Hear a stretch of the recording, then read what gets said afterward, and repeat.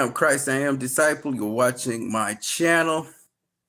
And as you can see, we're going to talk about a number of things. But first, all praise be to the Most High God. The Most High God always comes first.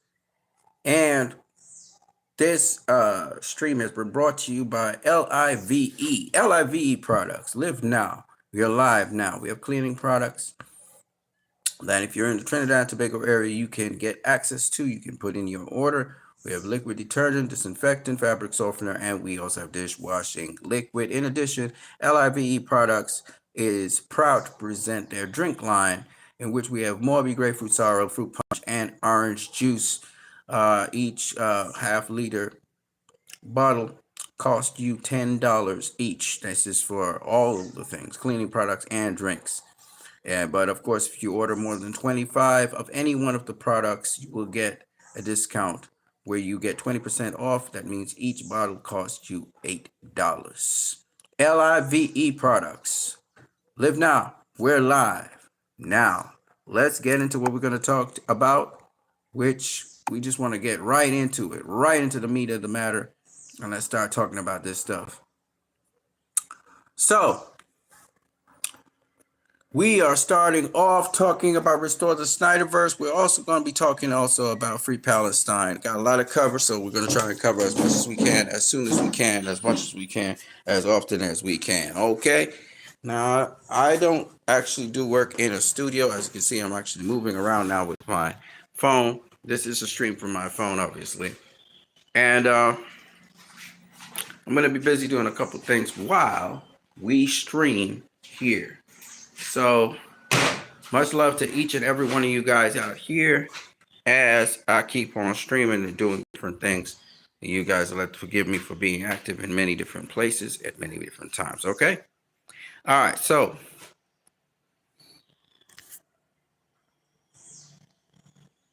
let's start off with Mr. Dave Labby, who is a British, I believe he is the British something in the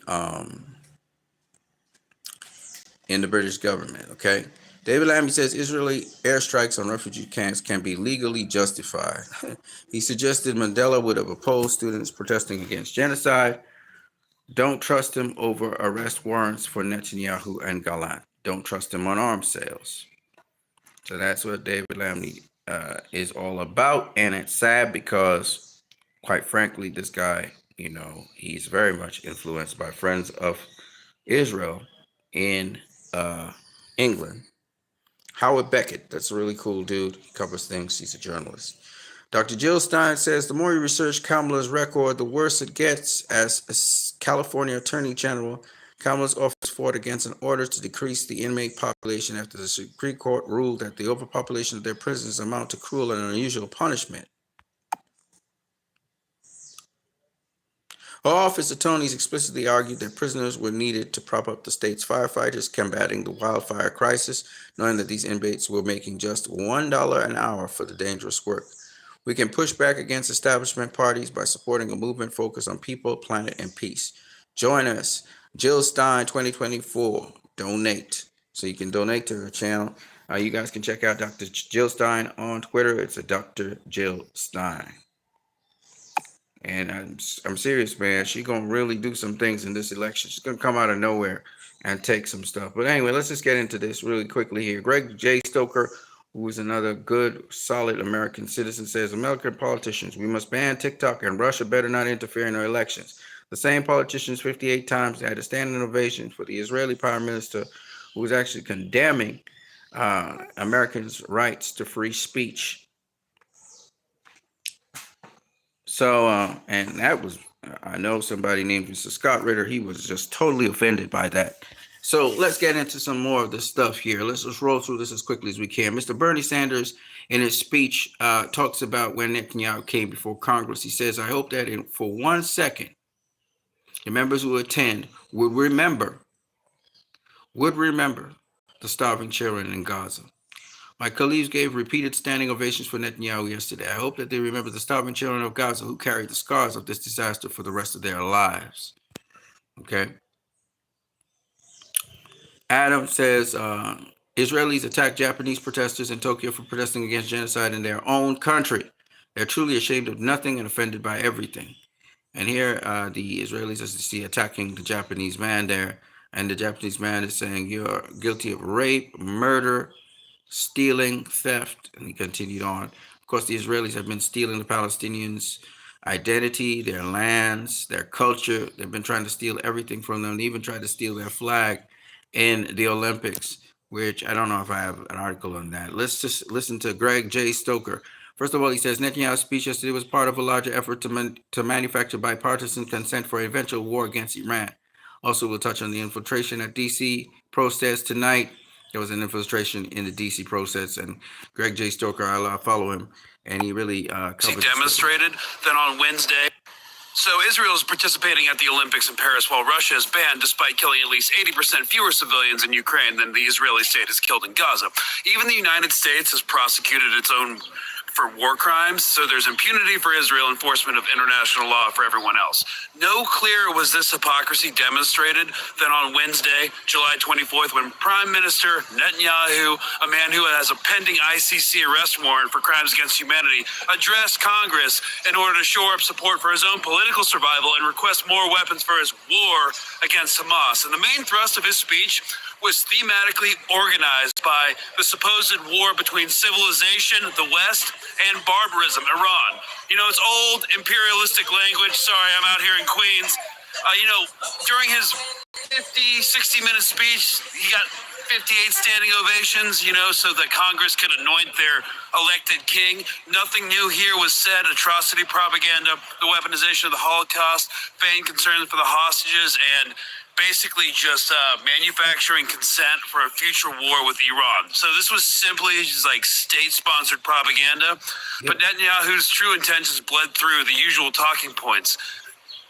Eventual war between the United States and Iran. He no doubt has elaborated this in private on a strategy for a wider war in the Middle East, and his plans, indeed his lifelong political fever dream, should be taken seriously by every American citizen. So the war in Gaza has already destroyed or disrupted millions of lives around the globe, and we're going to get into his speech, like really get into it, and the protests that happened yesterday. Tonight on Mint Press News at 5 p.m., Eastern Standard Time. Sorry, I got pepper sprayed in the face 3 times yesterday, and I'm just like kind of out of it. So we're going to do our best to break down the speech and talk about the protests within the context of everything else that's going on. So hope to see you there. We're on YouTube and Twitter and all the other places. Cheers, y'all. Right. So just for the record, Greg J. Stoker is a veteran of the United States, and he's really fighting for freedoms and liberty. Okay, and this dude would be on the battle lines for real. Now, he was talking about in the protest, there was people who were instigating stuff. And we're going to go into that in some detail. Hopefully, I have it covered somewhere in here. But first, some breaking news that happened 3 days ago. Israeli Air Force commander said Israel is ready for total war with Hezbollah. The IDF says it has completed all preparations for an invasion of Lebanon.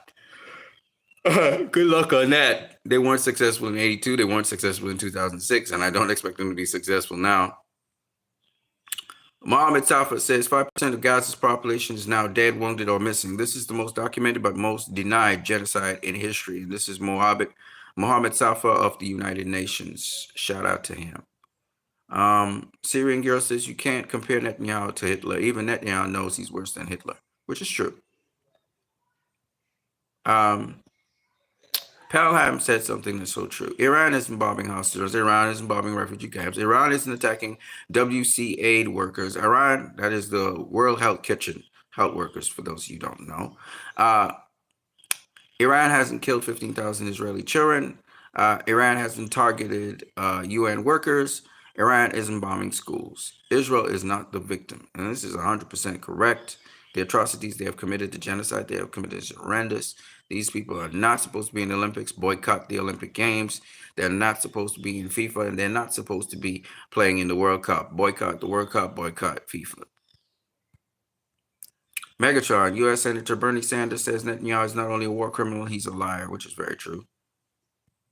I load these genocidal maniacs with a passion of 1,000 burning suns, says Abir. Abir is, if you don't know, she's really a big Twitter user. They targeted her already, and probably targeted me and all of the other people, but I don't care.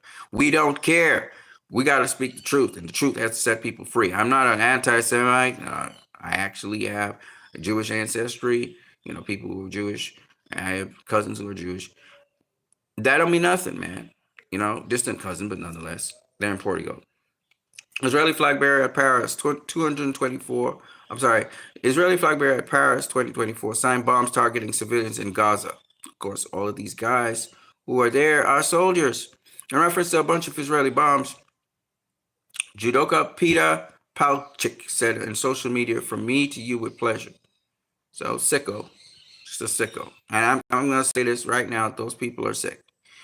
Jackson Hinkle said Netanyahu faces an arrest warrant for war crimes, but can address Congress. Netanyahu murdered 40,000 plus Palestinians, but can address Congress. Netanyahu wants to take us to war. By the way, it's more than that now. Netanyahu wants to take us to war with Iran, but can address Congress. This is the most anti-American thing I've ever witnessed, which is very true, Jason Hinkle. But a lot of those people who are clapping and cheering, they are either compromised mentally or they're taking bribes. That's why they're there. Netanyahu has been running America's foreign policy since the 80s. Listen to this. Launch preemptive attacks upon. I don't know if I can get this any louder. I'm trying. And its chief proxy, the PLO. Oh, here we go. If you take away the Soviet Union and its chief proxy, the PLO, international terrorism would collapse. If you take out Saddam's regime, I guarantee that it will have enormous positive reverberations on the region. Obviously, we like to see a regime change, at least I would, in Iran, just as I would like to see in Iraq. The question now is a practical question. What is the best place to proceed? It's not a question of whether Iraq's regime should be taken out, but when should it be taken out? It's not a question of whether you'd like to see a regime change in Iran, but how to... Are there any other nations that you would recommend that the United States launch preemptive attacks upon at this point? The answer is categorically yes. The two nations that are vying, competing with each other, who will be the first to achieve nuclear weapons, is Iraq and Iran. But a third nation, by the way, is Libya as well. Libya is So they took trying Libya very to rapidly to build Libya. an atomic bomb capability. So you have here now three nations. All stand together to stop Iran's march of conquest, subjugation, and terror.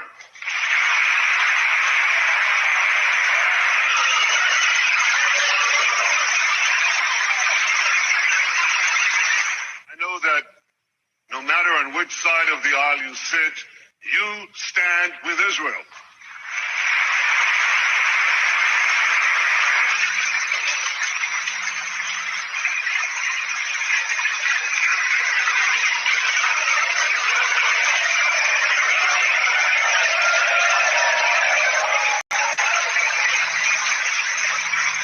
It's now like a sham. It's exposed. In the Middle East, Iran's axis of terror confronts America, Israel, and our Arab friends. This is not a clash of civilizations. It's a clash between barbarism and civilization. Let's understand. As we recently learned, they even brazenly threatened to assassinate President Trump. Our enemies are your enemies. Our fight is your fight, and our victory will be your victory. Ladies and gentlemen, that victory is in sight. Israel's defeat of Hamas will be a powerful blow to Iran's axis of terror. Another part of that axis, Hezbollah, attacked Israel on October 8th, the day after the Hamas attack. But let me be clear, Israel will do whatever it must do to restore security to our northern border and return our people safely to their homes.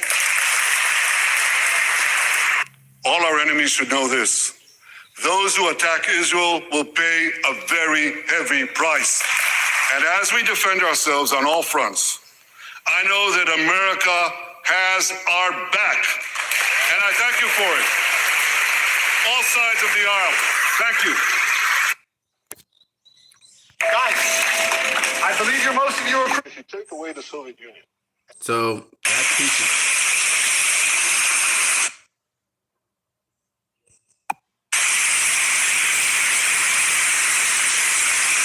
and its chief proxy.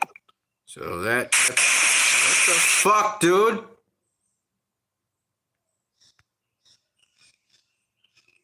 All right, so that piece of crap just explained their intentions, what Israel's intentions are. Warmonger, fighting with everybody, trying to steal land from everybody. They've been stealing land from Syria. They've been stealing land from Lebanon. They steal land from Jordan. They've steal the Palestinians' land, which was known as Palestine, and now they've renamed it Israel. And they want to steal more. And they want to make sure they have no threats to stop the stealing. Peter Dow says, I wish Rashida Tlaib would join forces with Dr. Jill Stein. I agree 100%. I agree 100%. Suleiman Ahmed says protesters have dyed fountains around the Capitol in Washington, D.C. red, the color of blood, due to Israeli PM Benjamin Netanyahu's visit. Yeah, they did a lot of ceremonial things, saying the blood is on D.C.'s hands. Very much so. They're protecting the Israeli football team. The organizers of the World Cup and the directors of the World Cup are Israeli. The guy who did the very offensive stuff is Israeli as well. Alexander Ocasio-Cortez says, so we're clear, Netanyahu has lost so many people that he's addressing just a fraction of Congress. When this happens, they fill the seats with non-members like they do at award ceremonies in order to project the appearance of a full attendance and support. Andrew Salinder said, by my count, 100 of the 212 House Democrats and 27 of the Senate Democrats are in the chamber for Netanyahu's speech. Yeah. Elon Musk says the Democratic Party has become openly and boldly anti-Semitic. And Censorman's like, bro. But we don't get to why Elon Musk is behaving that way. Don't worry, I'm going to share it with you guys. Benjamin Malachowski, also known as Netanyahu, is a settler from Poland. He changed his name. Benjamin Netanyahu's family originally had the surname Malachowski. Actually, his father changed the name to Netanyahu before Benjamin was born. But they're really Malachowski, and they come from Poland. They're Polish people. They're not Israelis. And they're certainly Jews is a religion. Netanyahu is not even a Jew. Netanyahu is supposed to claim Christianity. Huh.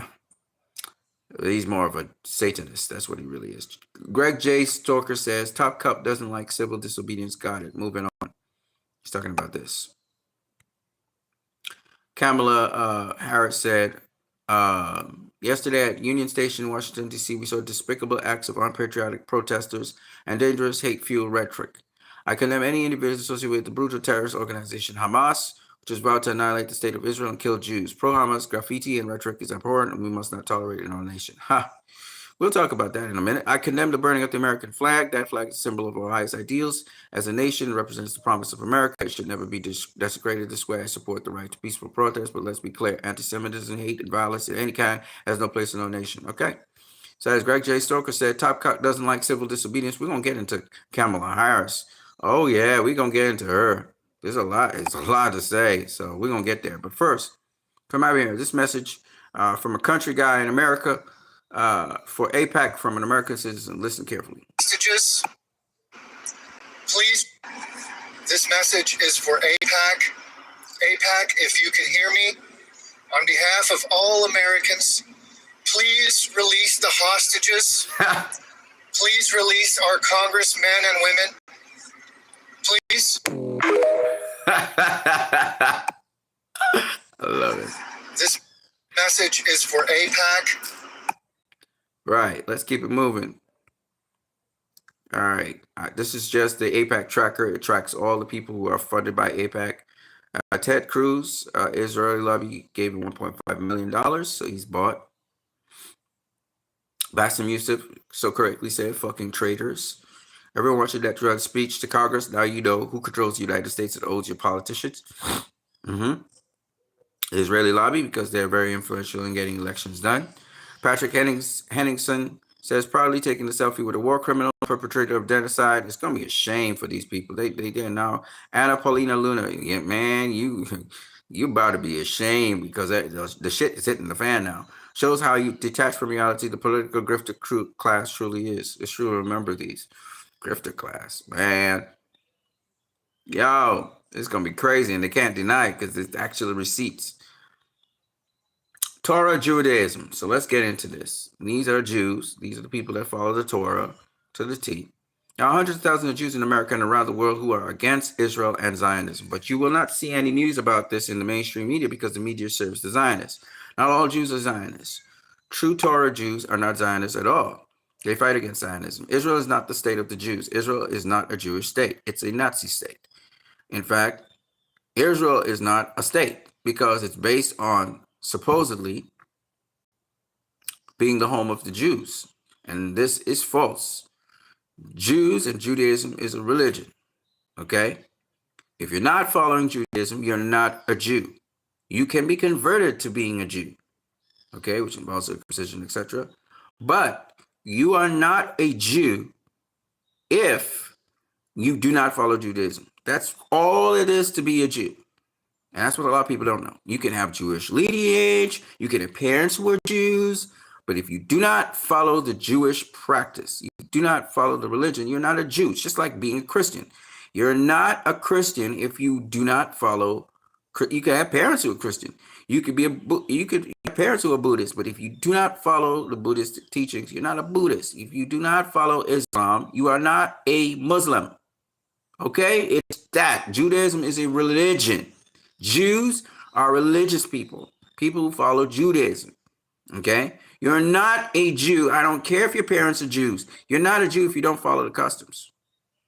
However, I'm a Trinidadian. People can be Americans. People can be Israelis. People can be, British. Okay? That's the place you live. So do not confuse the state of Israel, which is not a state, because it's not a state for people. Israel. If Israel is a state, then it has to be a state for Israelis. That's how stateship works. Even when you talk about the Islamic State of X, Y, and Z, like let's say the Islamic State of Iran, okay, it's called the Islamic Republic of Iran. Even though it says that, everybody has rights in Iran. They're known as Iranians. They're not known as Muslims. Iran is not the home of Muslims. You get what I'm saying? So this is the difference between Israel and all these other countries. That's why it's not really a state. It's not even like to say, does Israel have the right to exist? Not in its present form. No, it doesn't. Israel should be the home of Israelis. That's it. Doesn't matter the religion. Okay? All right. So Torah Judaism, it sets that straight. They're against the state of Israel because it ropes them in. It legally ropes them in. So they say, if you say anything against Israel, you're being anti-Semitic because it's the home of the Jews. That's bullshit. I don't care how much Bible scriptures you used. By definition, Israel is not the home of the Jews. Okay? It's just not. No matter how they try to make it. Sarah says, Netanyahu is a war criminal. It's a shame he's addressing our Congress, so tax dollars should not be spent on killing children. I want you to hear Rep. Jamal Bowman, who's been replaced by a corporate shill. Okay? But even though Jamal has lost elections, I hope Jamal stays in the political process, keeps on educating people, and I hope he be in the public eye still. To ride horses.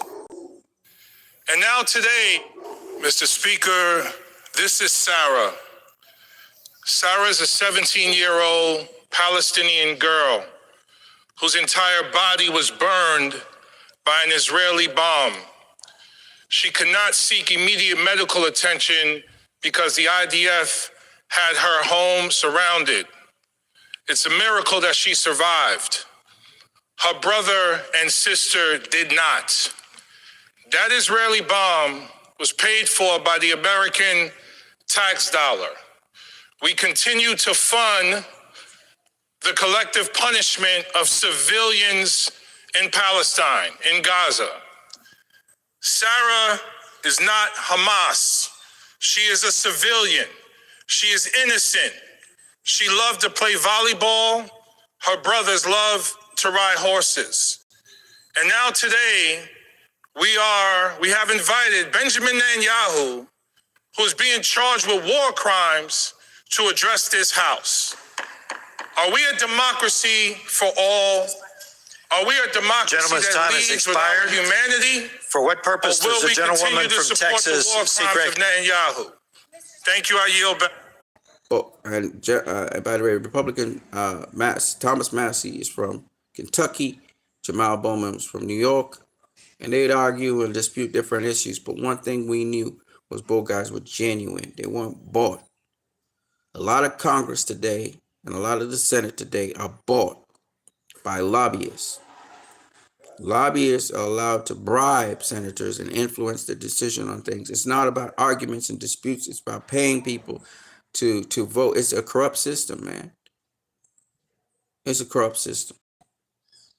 And it got to go away.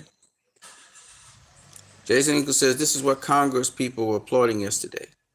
Mass scale terrorism. We want to talk about weapons of mass destruction under George Bush. Was talking about Saddam Hussein having weapons.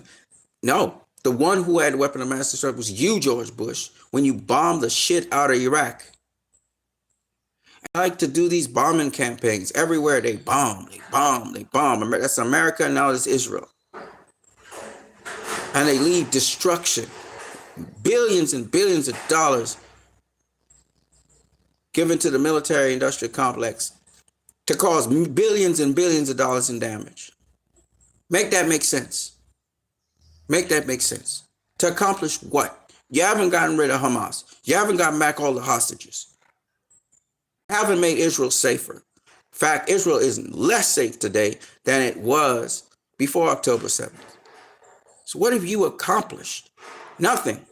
You've just filled the pockets of rich oligarchs, selling arms, intelligence, surveillance. That's what you've done, showing that you really don't care about the citizens of your country. You don't really care about the average Joe. You care about the oligarchs. You care about the private sector. You care about capitalism. You care about the rich getting richer off the backs of the poor. Killing everyday people who are not even aligned with Hamas, who are not even aligned with their governments. Just wanting to live everyday life and have dreams and become something. Or feeding off the sheep, and you will pay because the Most High don't sleep. But we don't get into that because everything about to be exposed in this video. Now, Jason Hinkle, he said he's forming a party called the American Communist Party. And I want you to hear what he has to say about this. He's kind of against Jill Stein. I think he should line up with Jill Stein. I don't care that his name is communist. We all know communist is not a bad name. But I think they should form a coalition. And I think Jason Hinkle is a good guy. He means well. And I hope that he links up with Jill Stein, because we're going to talk about Dr. Jill Stein in a little bit more. And guys like Cornel West, Cornell's supposed to be linking up with Jill. Bernie's supposed to be linking up with Jill.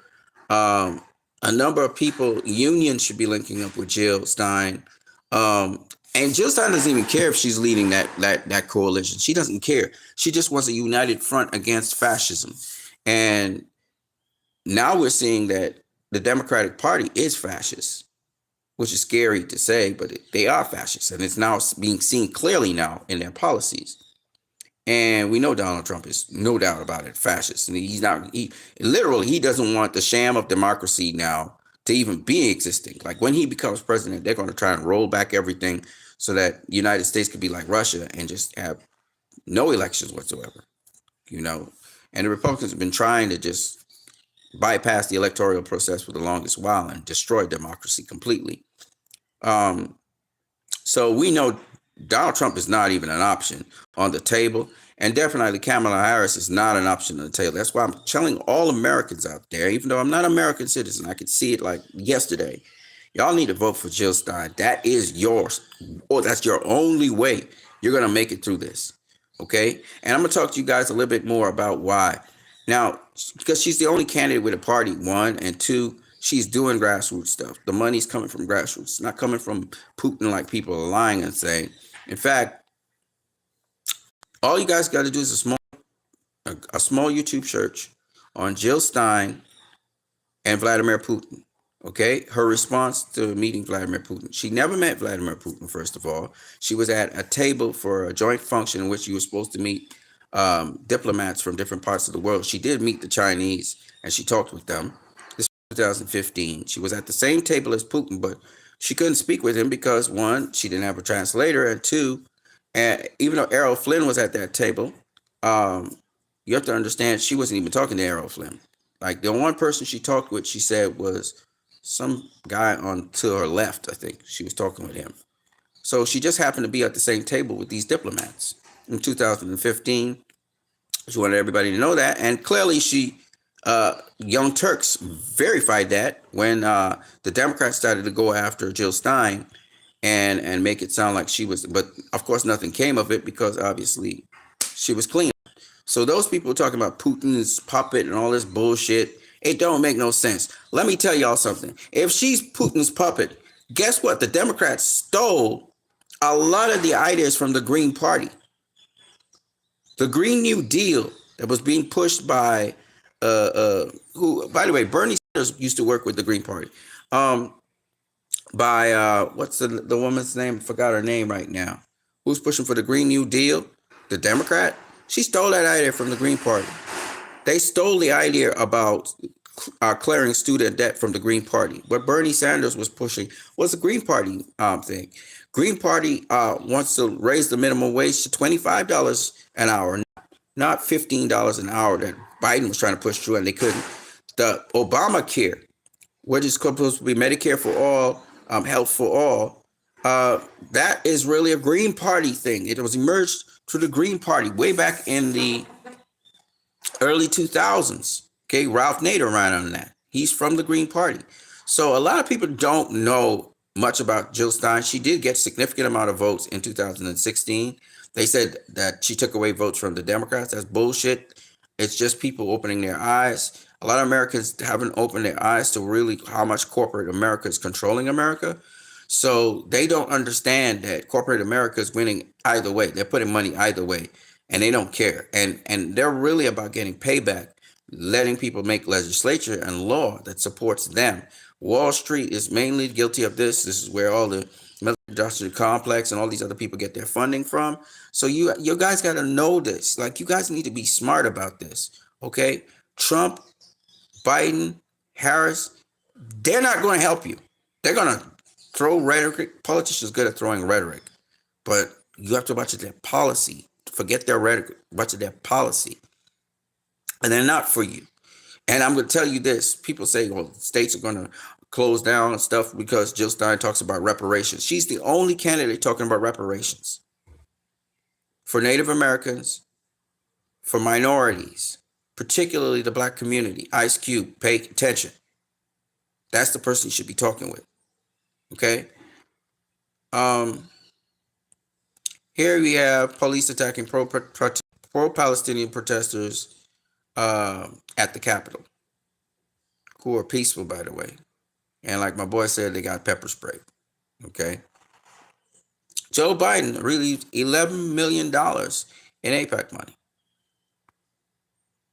Bernie Sanders says, here's why we have to overturn Citizens United and big money in politics. See, Bernie Sanders is talking the same thing because Bernie Sanders came from the Green Party. So you'll find people like Bernie Sanders a lot. He came from Jill Stein's party, you dumbasses. Okay? So that's why Bernie Sanders resonates with so much Americans. By the way, Jill Stein, the whole rumor of Jill Stein being with Putin came up because the Democrats decided to spread this ugly rumor to deflect from Bernie Sanders being his election, him winning the election being stolen from him and given to Hillary Clinton. That nastiness. She's a nasty lady. All right, we're gonna talk about also Kamala Harris. We're gonna talk about Kamala Harris. We got some stuff on her. I'm gonna let you guys listen to it, okay? Because I'm not gonna let this fly. Y'all gonna hear everything, okay? So Bernie talking about big money in politics or corporations being involved in politics through individuals or whatever. And billionaire Reid Hoffman donated $7 million to the Harris campaign. He said this is wrong. Now he wants as president to fire an outstanding member of the Biden administration, FTC chair Lena Khan. Not acceptable. See, this is the stuff that's going down. because they're investing. They're not giving you money just for no reason. They want a favor in return. Okay, let me say one more thing before I get out of this topic. Jill Stein literally talks about removing big corporate dollars from elections. That's one of. So Bernie Sanders is saying something that the Green Party had on their mandates long time ago, and Jill Stein's just reflecting it. She just happens to be the head of the Green Party right now. Richard Meader says the core of Netanyahu's message is Israelis are the ultimate victims. Anti-Zionism is anti-Semitism. Ignore the ICC and your own eyes. Give us more bombs to level Gaza. Help us bomb Iran. We want Gaza and Golan Heights. More normalization with Saudi and company. Right? So this is what he was talking in essence, talking about the protesters being, idiots of Iran, just like really insulting Americans there and their free speech. Richard Medhurst, he says, "What the hell did we just watch? The speech was pure evil." In fact, I'll just let him talk, okay? His entourage being celebrated. I mean, that was absolutely disgusting. Every word that came out of that man's mouth was a lie. Did you notice how he presented his speech also? It's like he marches in with a bunch of orders. He says, well, first of all, everything began on October 7th. We are the victims. Israelis are always the victims. Anti-Zionism is anti-Semitism. If you say that Israel killed civilians, if you say that Israel starved civilians, things that you've seen on video, seen with your own eyes, that's Hamas propaganda. We don't kill civilians. We drop text messages. We give them flyers. Come on, give us more bombs. Give us more bombs so we can finish the genocide faster. And then he says, help us fight Iran. Our wars are your wars. We're the good ones. They're evil. And then he says, here's my vision for Gaza. Here's my vision for the Middle East. I want more land by demilitarizing, meaning controlling Gaza. I want you to recognize the Syrian Golan Heights as being Israeli. I want more normalization with Arab traitors like Saudi Arabia. I want you to come and build military bases in the Middle East so you can defend Israel. Basically, do everything that I want. I own you. This man is a lunatic and a liar. Every word that came out of his mouth was a lie. He talks about babies. All right. That's Richard Meader. He's a good guy. Listen to Jill Stein. I'm not really so interested in the debate over flag burning. I'm interested in the debate over child burning. Jill Stein. And boy, she wrote that you immediately resigned as presumptive presidential nominee of the Green Party. I want to put up your social media post on Netanyahu that you put out yesterday as he was speaking to Congress. Here it is. We demand, you wrote, that you immediately resign as prime minister, surrender yourself to authorities. Congress may clap for war criminals, but we the people will bring you to justice. So you're condemning members of Congress for clapping for Netanyahu. Would you also condemn those protesters burning the flag that we just referenced? Flag burning is deemed free speech. I was not at that protest. I did not burn the flag. But let me say, I think it's rich to condemn flag burning, but not child burning. And I think that's what most of the protesters were there for, this incredible genocide. And it's not only that Congress claps for genocide, Congress funds genocide. This genocide would not be taking place without the funding of U.S., without weapons from the U.S. And in fact, at that one particular event that burned something like 45 people alive, right. There were U.S. weapons found there. So I think that's the issue here. But So that's a great point right there. Let's keep it moving. Breaking now happening in Paris. Free Palestine. Fans are showing their support for Palestine.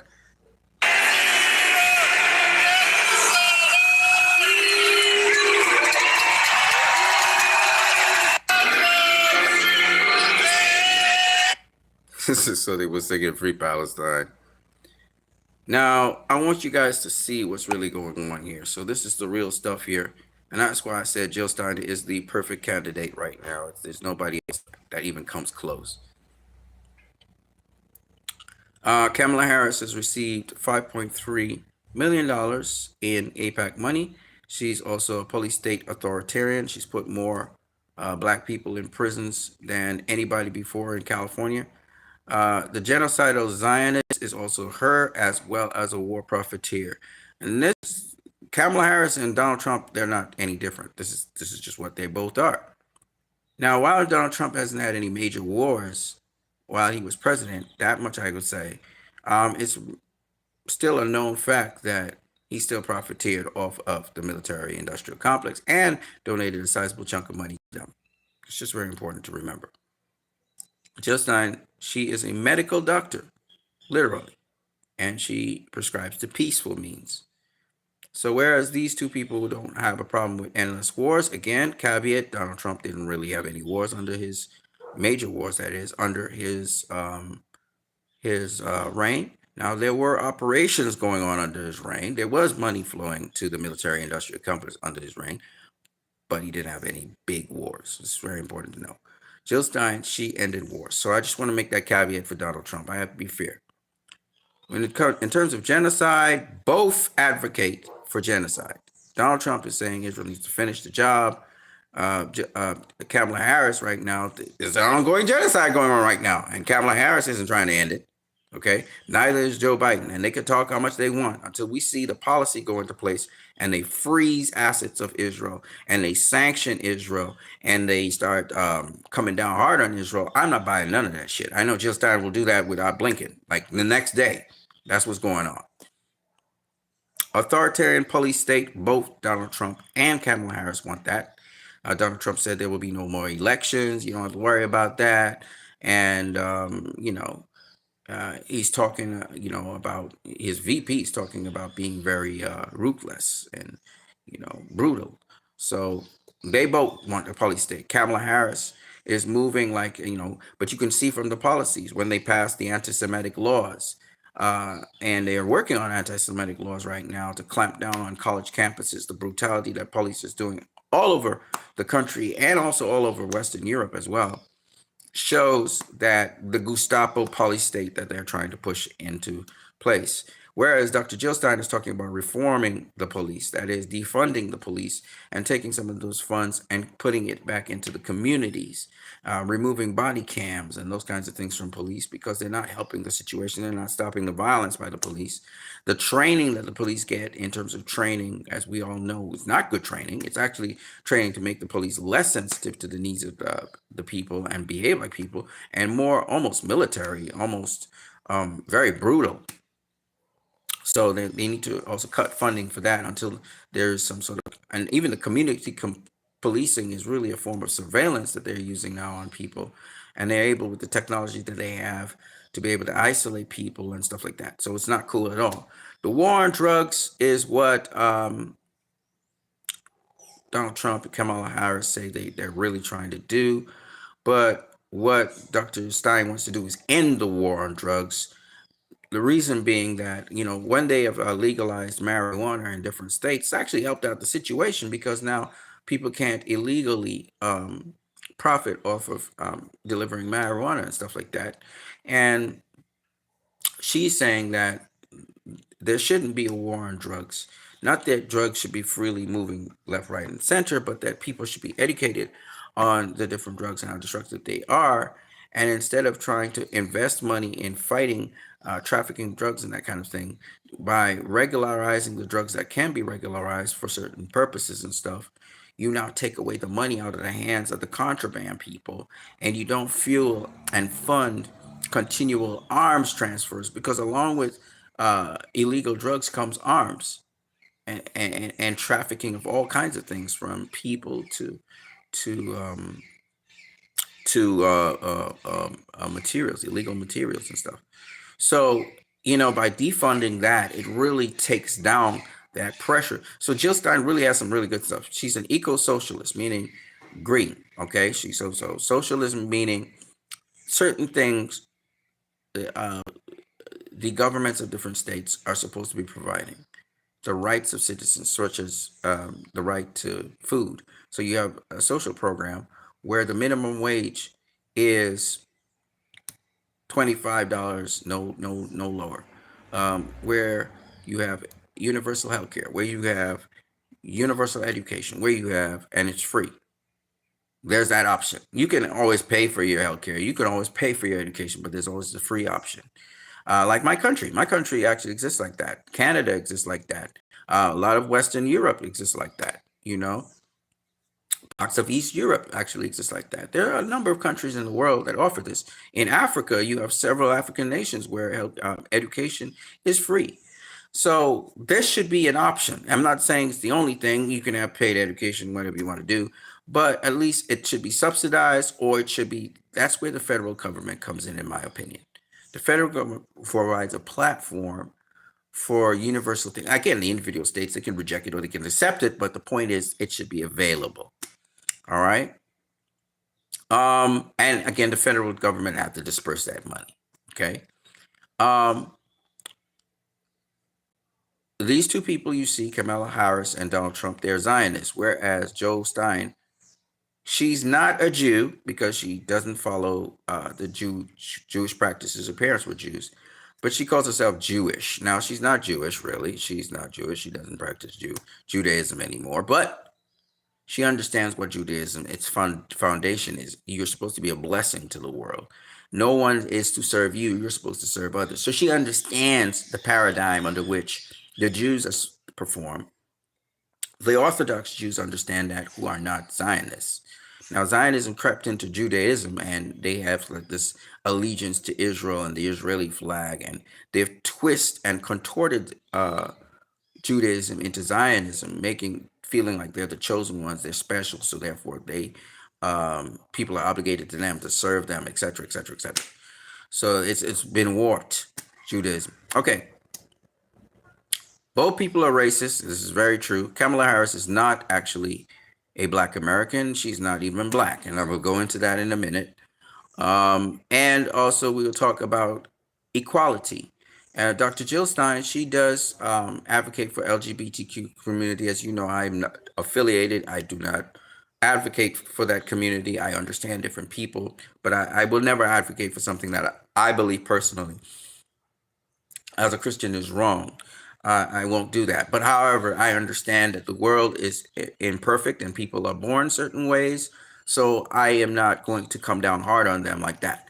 But having said that, I'm not an advocate for it, meaning I'm not an advocate for homosexual activities. I'm not an advocate for, I will not promote, I will not support heavily that. You understand what I mean? But I do understand that there are people, and I do have an empathy for people who are born a certain way, and there's nothing they could do about it, okay? Unless they do a sex change or something. That's why transgender stuff, when we talk about transgender stuff, I am very much empathetical and sympathetic to people who have to go through the transgender change, sex changes and stuff like that. Or even people who are born with both sexual characteristics, their genes are fucked up and all of that. You know, there are people who are genetically, they're fucked up. You know, it's just the way how this world is. You know, this world is not perfect.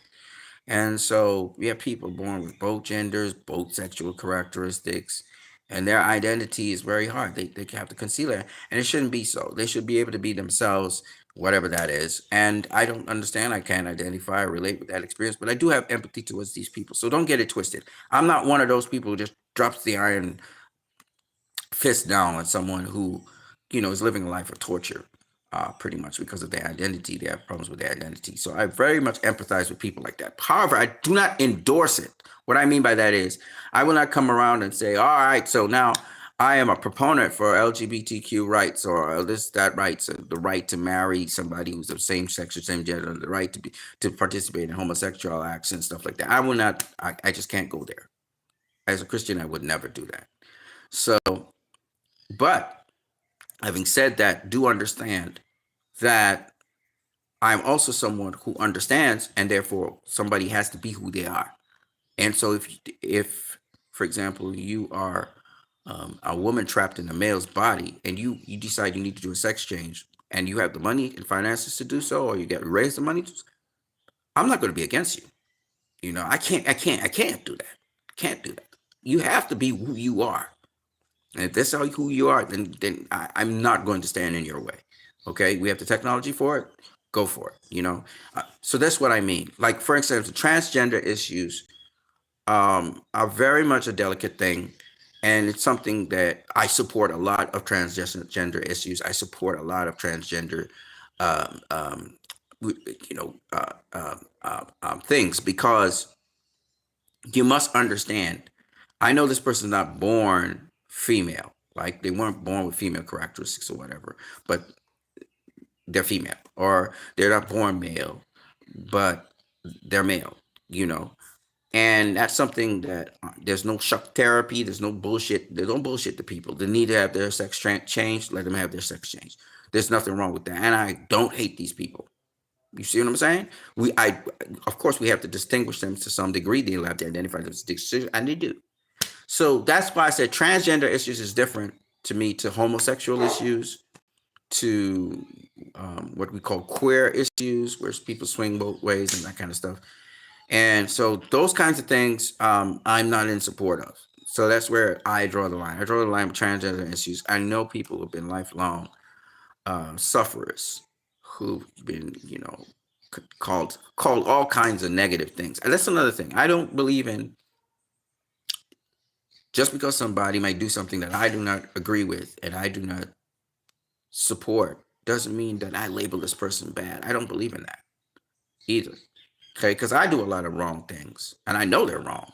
Okay, and I wouldn't want somebody labeling me by the wrong things I do. So I feel people are more dimensional than just their gender or their sexual orientation and stuff like that. So that's why I try my best to be very careful when I'm speaking about these issues, on public or wherever, because there's some really awesome people out here that they don't get a fair shake. And I just believe people should get a fair shake in life, regardless of what your sexual history is and all those things, because a lot of these things are private anyway. So, so while I don't agree with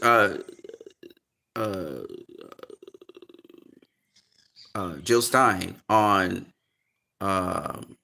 LGBTQ issues and stuff like that, and some of her equality issues, I prefer her any day, because she's so genuine about it, to those other two candidates you see there, who we know they've delved in all of that evil already. They've done a lot of evil things, sexually and otherwise. And we're going to talk about Kamala Harris in a minute.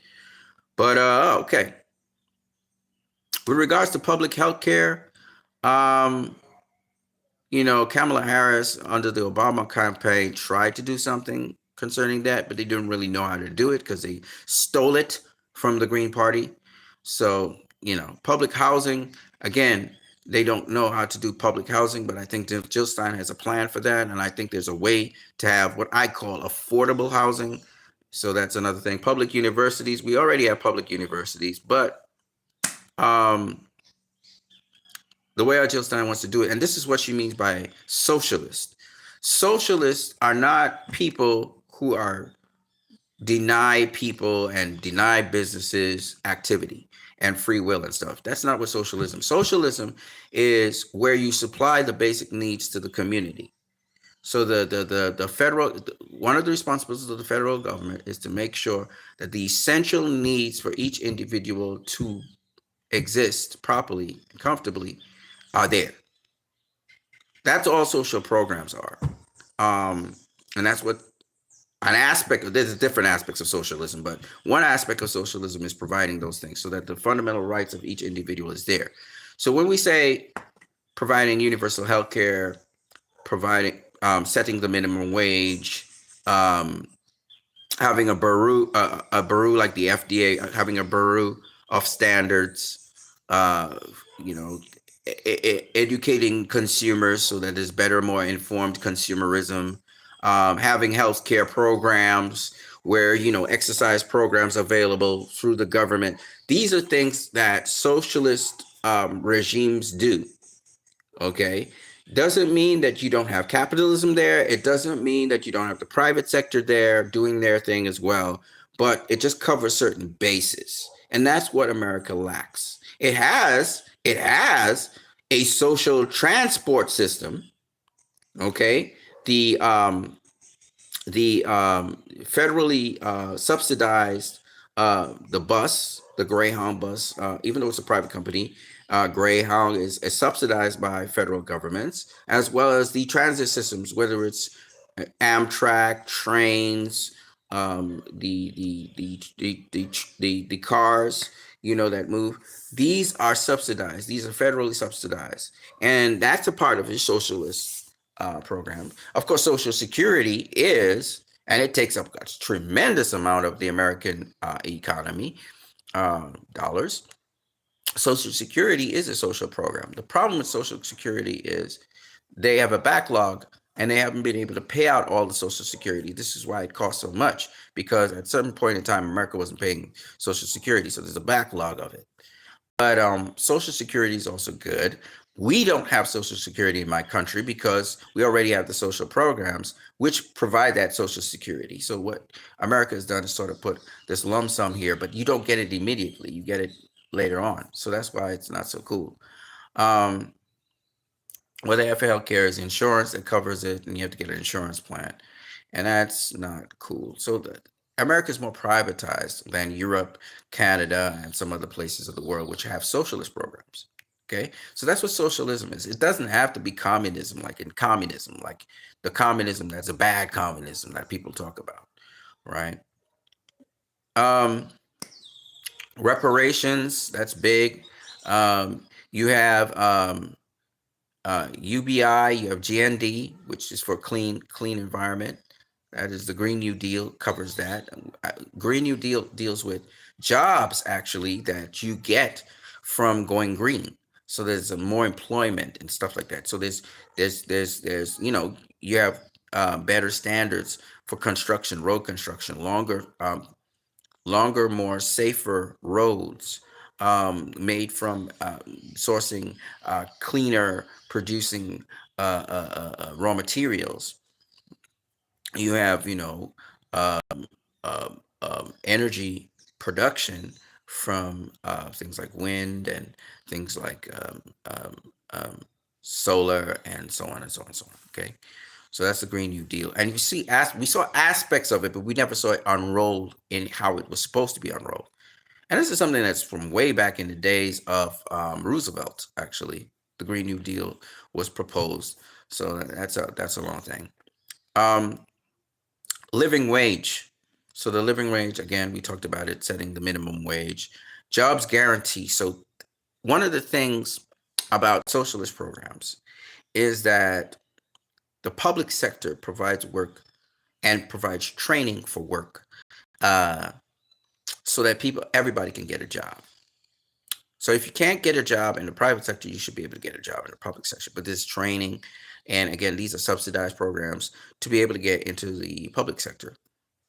And I think Barack Obama was trying to unroll something like that. I think he got shot down in Congress, but where you're actually giving scholarships and you're giving financial aid to programs like programming and stuff to get into computer literacy, so that there'll be more jobs and people can self-employ themselves, work from home, etc. So yeah, peace, of course, and diplomacy. There's no minimum wage increase that was shut down. Biden tried to do something. No clean environment. We're still dealing with, a lot of pollution still going on, even though California's trying to push on that. Now, there are things to, like that Al Gore thing, the carbon printing stuff. That's bullshit. That's just a money-making scheme. But there are actually tangible, really solid ways to clean up the environment and to pay attention to the balance in the environment, and so, there's a lot of things that still can be done. But yeah, Dr. Jill Stein, you look at her platform, it's really a great platform. And again, bearing in mind that she knows the federal government is not supposed to lord it over the given states, and the states can agree or disagree with the federal government's conversation. Decentralizing the federal government as well, so that the federal government goes from state to state with candidates who, with its Congress and its Senate, so that they're closer to the people. People can get to interface with them more. That's very important. Richard Meadhurst says people burn your flag because you're in their homes and families. Get over yourself. Well, the truth be told, it wasn't really the people who were protesting there that burned the flag. It was Mossad and CIA agents called agitators. We'll talk more about that in a minute. No one owns your vote. They earn it. Dr. Jill Stein and the Green Party earned my vote through educating me on the policies they intend to implement. When elected. And I just talked in some detail about that. I want to talk about Mr. Waters right now. When a mass murderer is invited to speak in Congress, it's getting pretty fucking dark.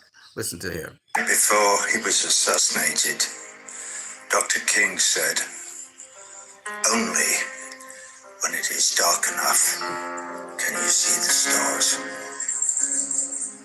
It's getting pretty fucking dark.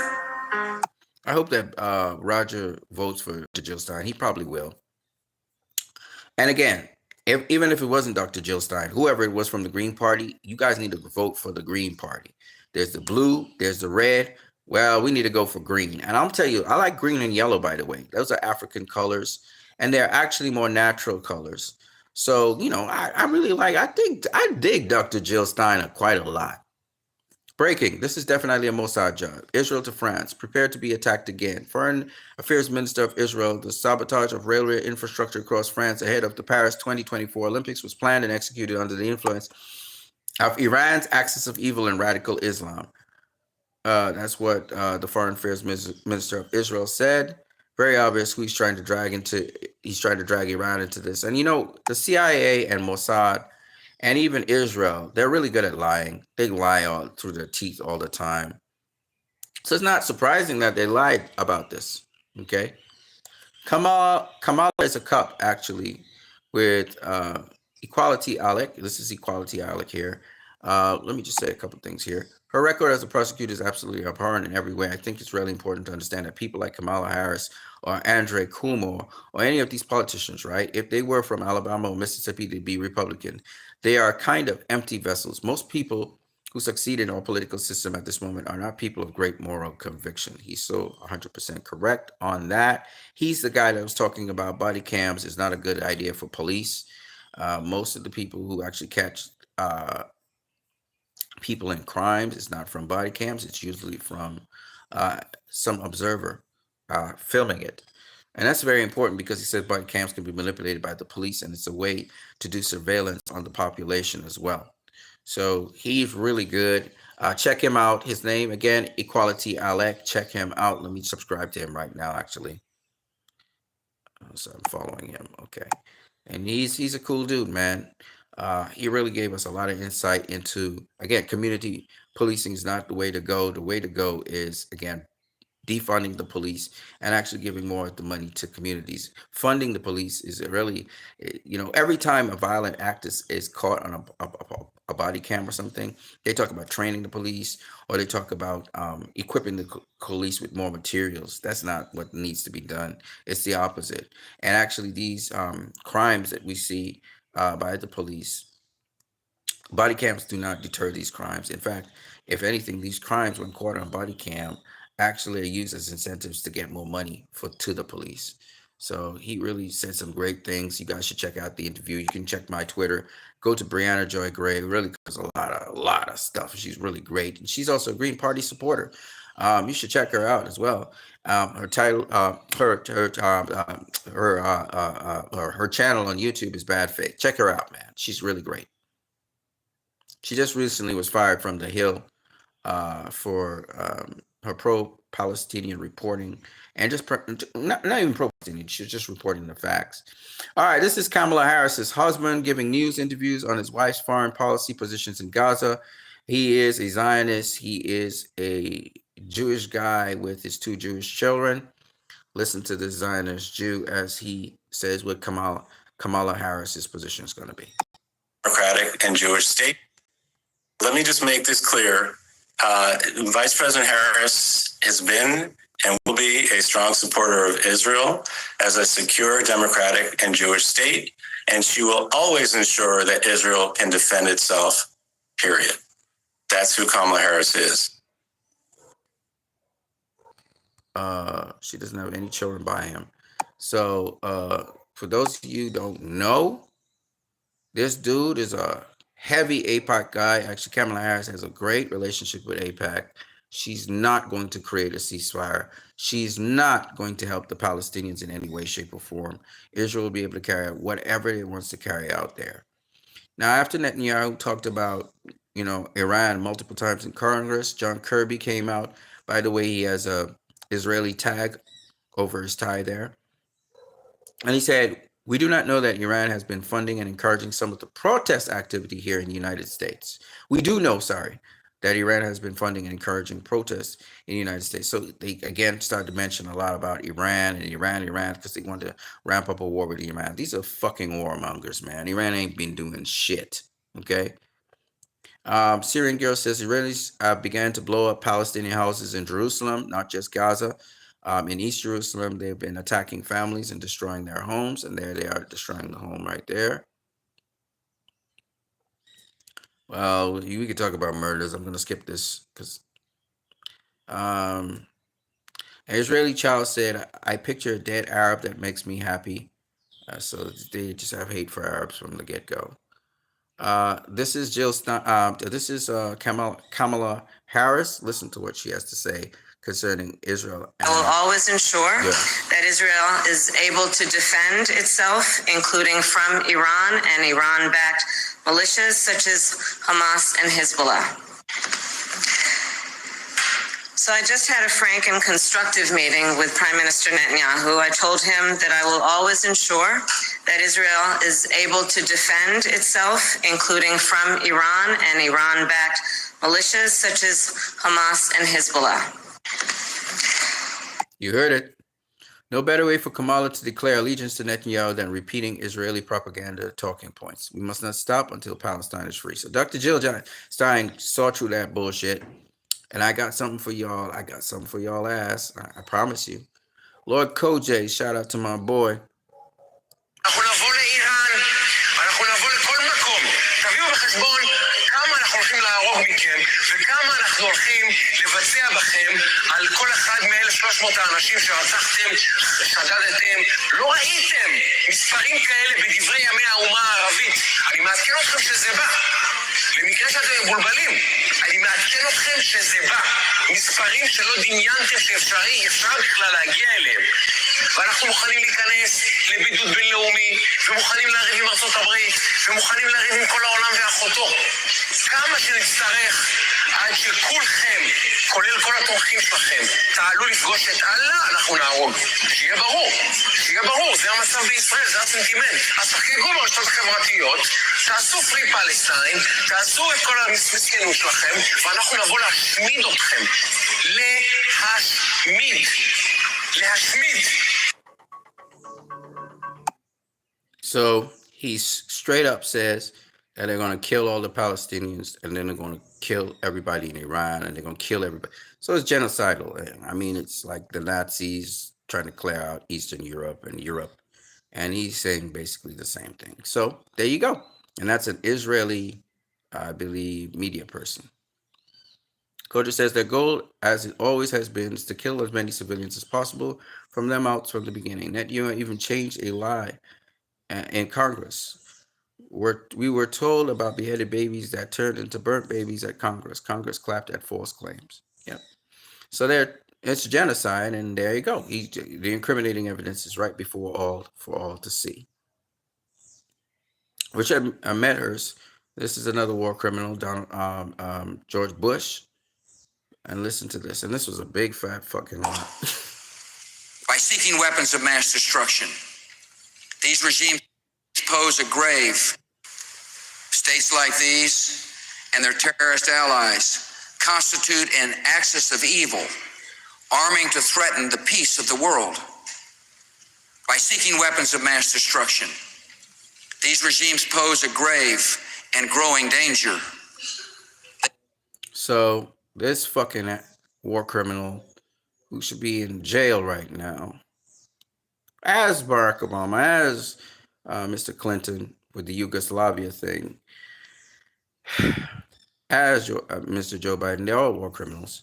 But this piece of shit convinced Congress to go to war against Iraq on no grounds whatsoever.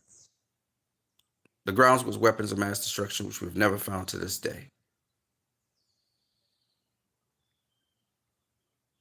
Because the U.S. has different laws from the rest of the world, we don't agree with the ICC. Netanyahu is an ally, a partner, and a friend.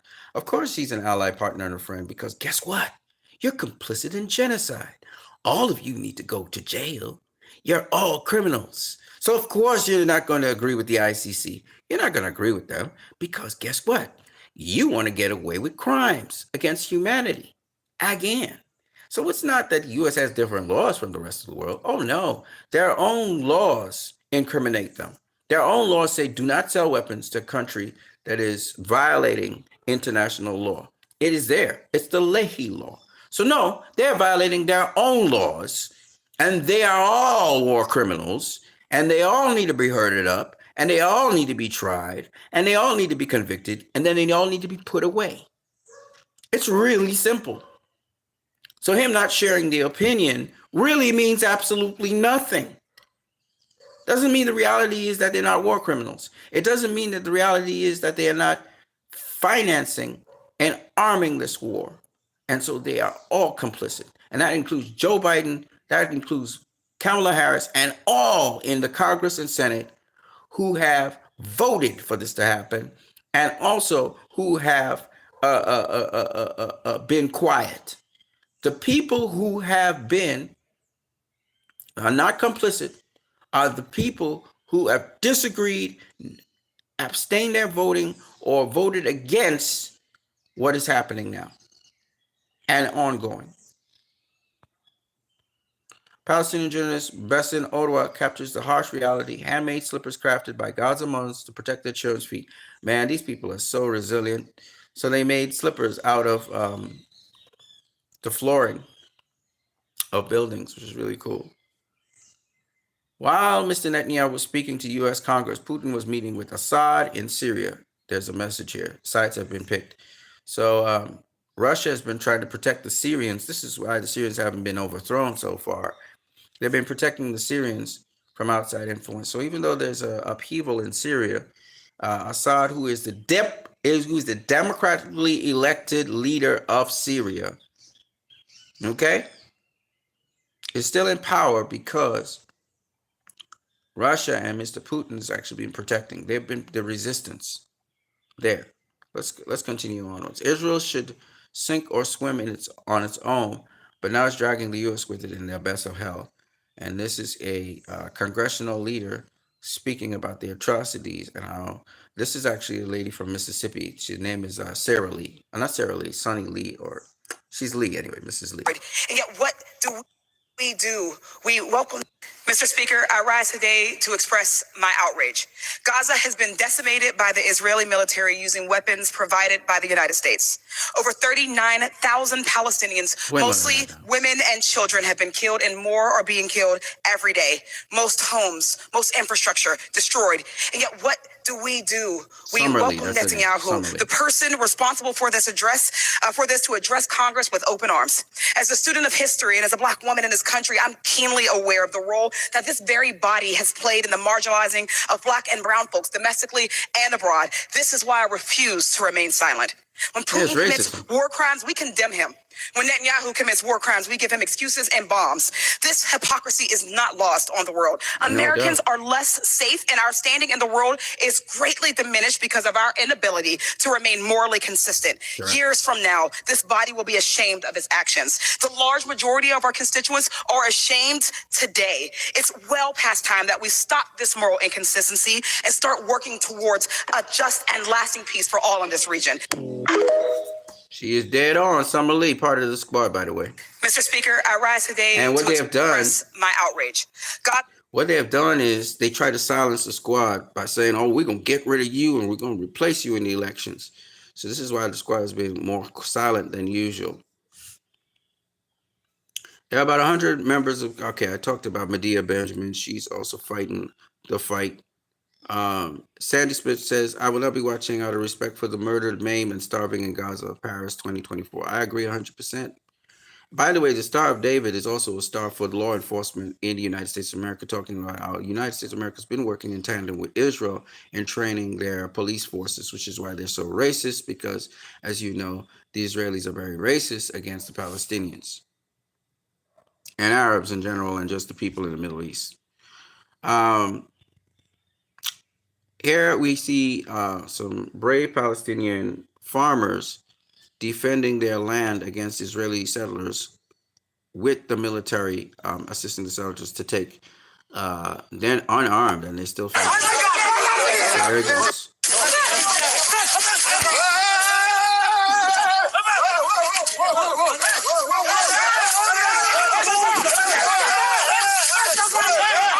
The Israelis on the right, Palestinians on the left.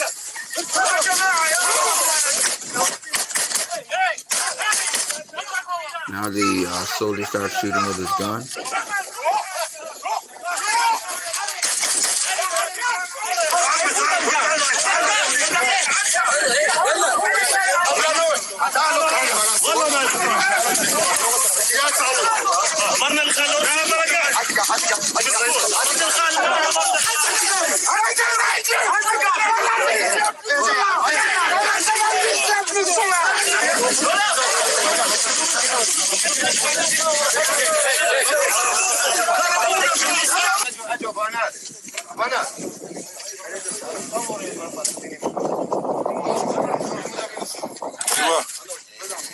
هو يبرد هو المسلم اوراقها معانا ما دام معانا الاوراق نورجيها ونحن اقرب اليه.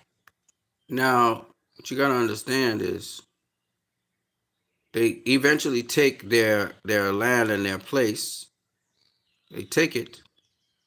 But I'm gonna tell you one time, the Palestinians didn't like it one bit. And this is the kind of stuff that's happening. They're just stealing their land. Noam Chomsky said Israel uses Noam Chomsky, by the way, he was in Israel. He never changed his name, Noam Chomsky, because he's European, and he never changed his name, which is really cool. Israel uses sophisticated attack jets and naval vessels to bomb densely crowded refugee camps, schools, apartment blocks, mosques, and slums to attack a population that has no air force, no air defense, no navy, no heavy weapons, no artillery units, no mechanized armor, no command and control, no army, and calls it a war. It's not a war, it's murder. That's right. When you talk, they're talking about Hamas and Hezbollah.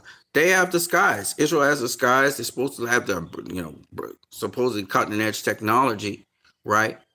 What is Hamas? Hamas doesn't even. The Palestinians don't even have an army. Gaza doesn't even have hospitals. They don't have schools. They don't have universities. They don't have drinking water. They don't have constant electricity. They don't have food. They don't have clothing. They don't have shelter. They're taking away all these things from these people. Right? And they're talking about, oh, you're crying. You're losers. You're crying. No, you dumb fuck. These people have nothing to do with you. Supposedly your issues with Hamas. Hamas is treating the hostages better than you treat the Palestinian hostages, of which you have taken many. You've beaten up people in the West Bank. Of course, there's going to be resistance to you because you're not supposed to be there. You're in the people's land. You're in the people's land, and you're stealing their land from them. And the West is letting you get away with it. Well, the Palestinians are not going to let you get away with it. They're going to fight you, whether you're armed or not, whether you got guns or not. They're not going to just let you roll over them. They're not going to just sit down and let you roll over them. They're not going to let you do that. And they want the world to see what's really going on because now it's exposed for everybody to see. And we don't like it. We don't like bullies. So we're going to fuck you up, Israel. We're going to fuck you up. Not the Israeli people who support the Palestinians. Not the Israeli people who do not like what this government is doing. No, we're not going to attack you. But we're going to get to your government. We're going to make them pay. Every last one of them is going to pay for their crimes against humanity, because a crime against the Palestinians is a crime against every single human being. Because if you could do that to Palestinians, you could do it to any one of us. And you're already trying. You're trying to do it to Americans. In fact, the Israelis with impunity have attacked Americans in Israel with impunity. The fucking gall of these motherfuckers. Then you go up into the Olympics and you desecrate Christianity.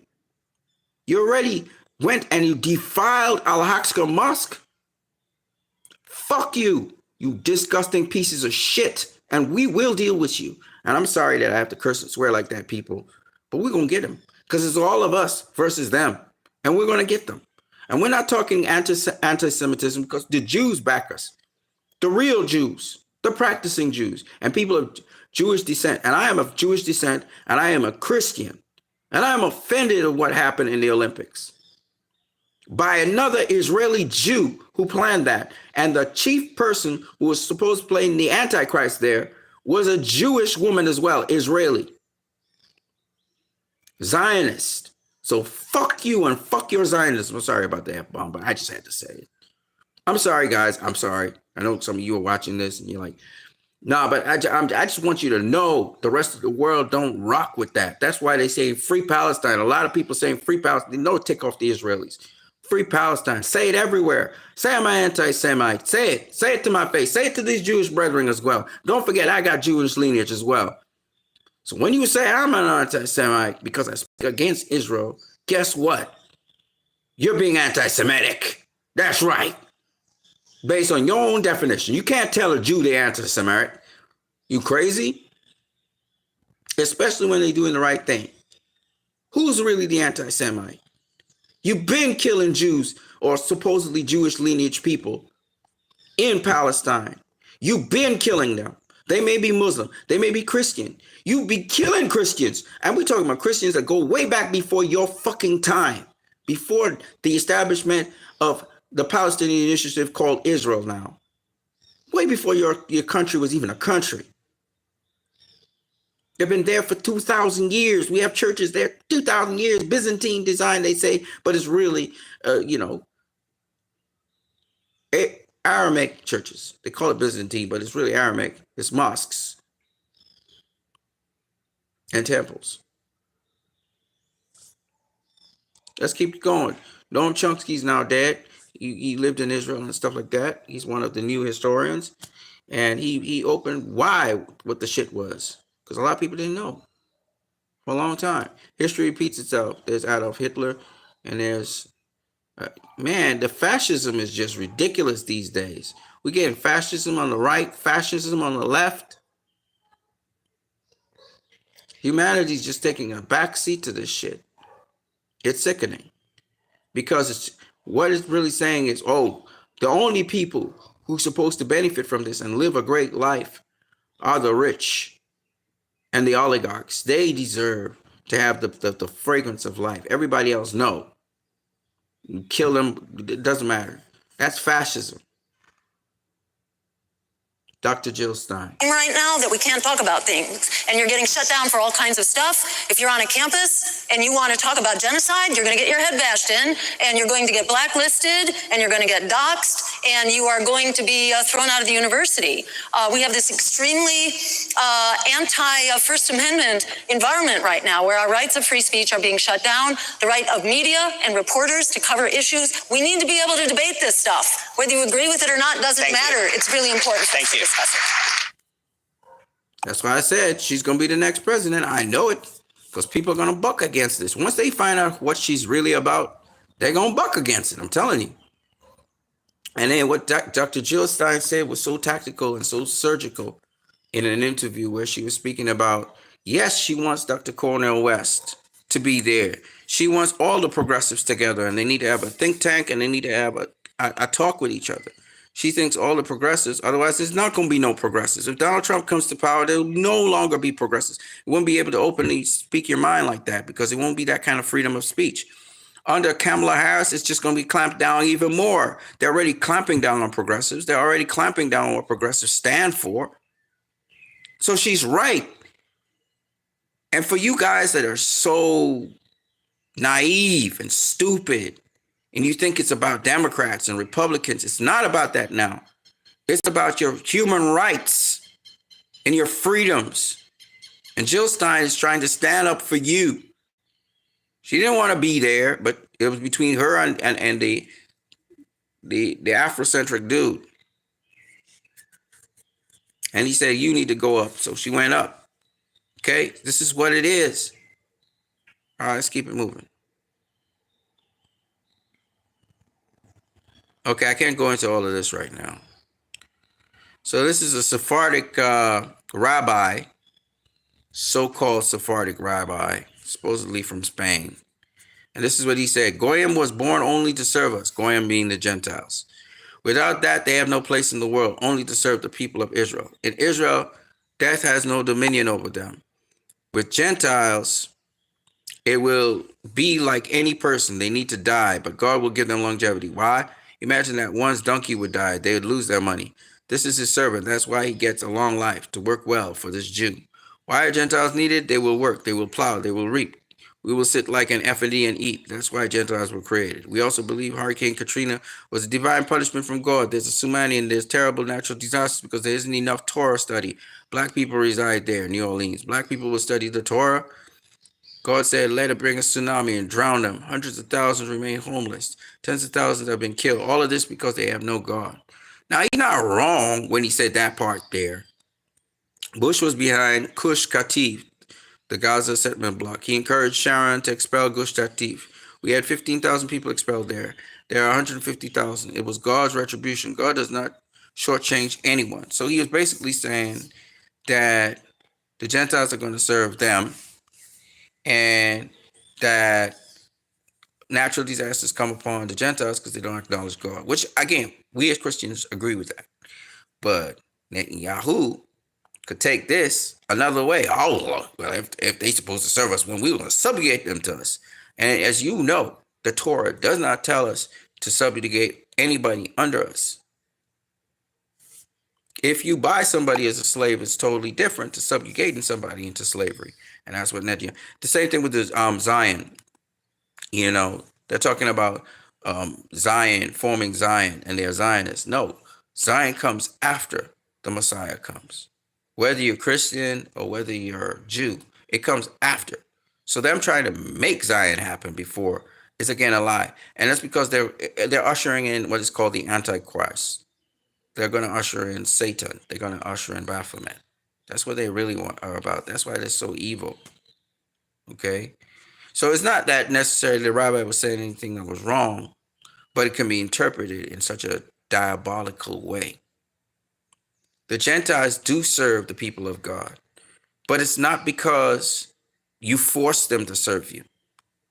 It's because God gives you favor, and so they will bless you. It happens to me all the time. Okay? So circumcision of the heart, as a Christian, it happens. People are going to want to follow you. They want to follow your ways because they desire you, and sometimes they give you things and to be able to get that what you have. Idol worshippers who makes God angry every second of their life. Indian, Chinese, Japanese, Tibet, Nepal, Thailand, so many. India alone is 500 million. China is 2 billion. 2 billion Christians, which are idol worshippers. Between Chinese, Hindus, Buddhists, and Christian, at least 6.5 billion people are idol worshippers that according to the Torah do not have the right to live. Idol worshipper goy, it's death penalty. Not only Jews, even a goy who bow down to an idol, who believe in JC, deserve death penalty. Either you're Okay. Kadosh Baruch Hu, or you're with the rest of the garbage of. Okay, so let me explain. Christianity says the same thing. All of sin comes short of the glory of God. So in Christianity, in Islam they call the unbelievers. In Judaism, it's all the same thing, okay? Where most people, the wages of sin is death. So what you've earned and you work hard for is to die, okay? So the majority of people, we all believe it, all religions believe that the majority of people on the earth are going to choose death over life. So there's nothing they're saying there, again, that I particularly think is genocidal. What they're saying that is wrong, however, is that they are the instruments to cause the death of these people. See, that's where they're wrong. And where Israel is killing off Palestinians like they're nobody, it's not about, because God so loved the world that God allows us to be alive through his mercy. Okay? Even me, I don't deserve life. Nobody deserves life. We have all come short of the glory of God in Abrahamic religions.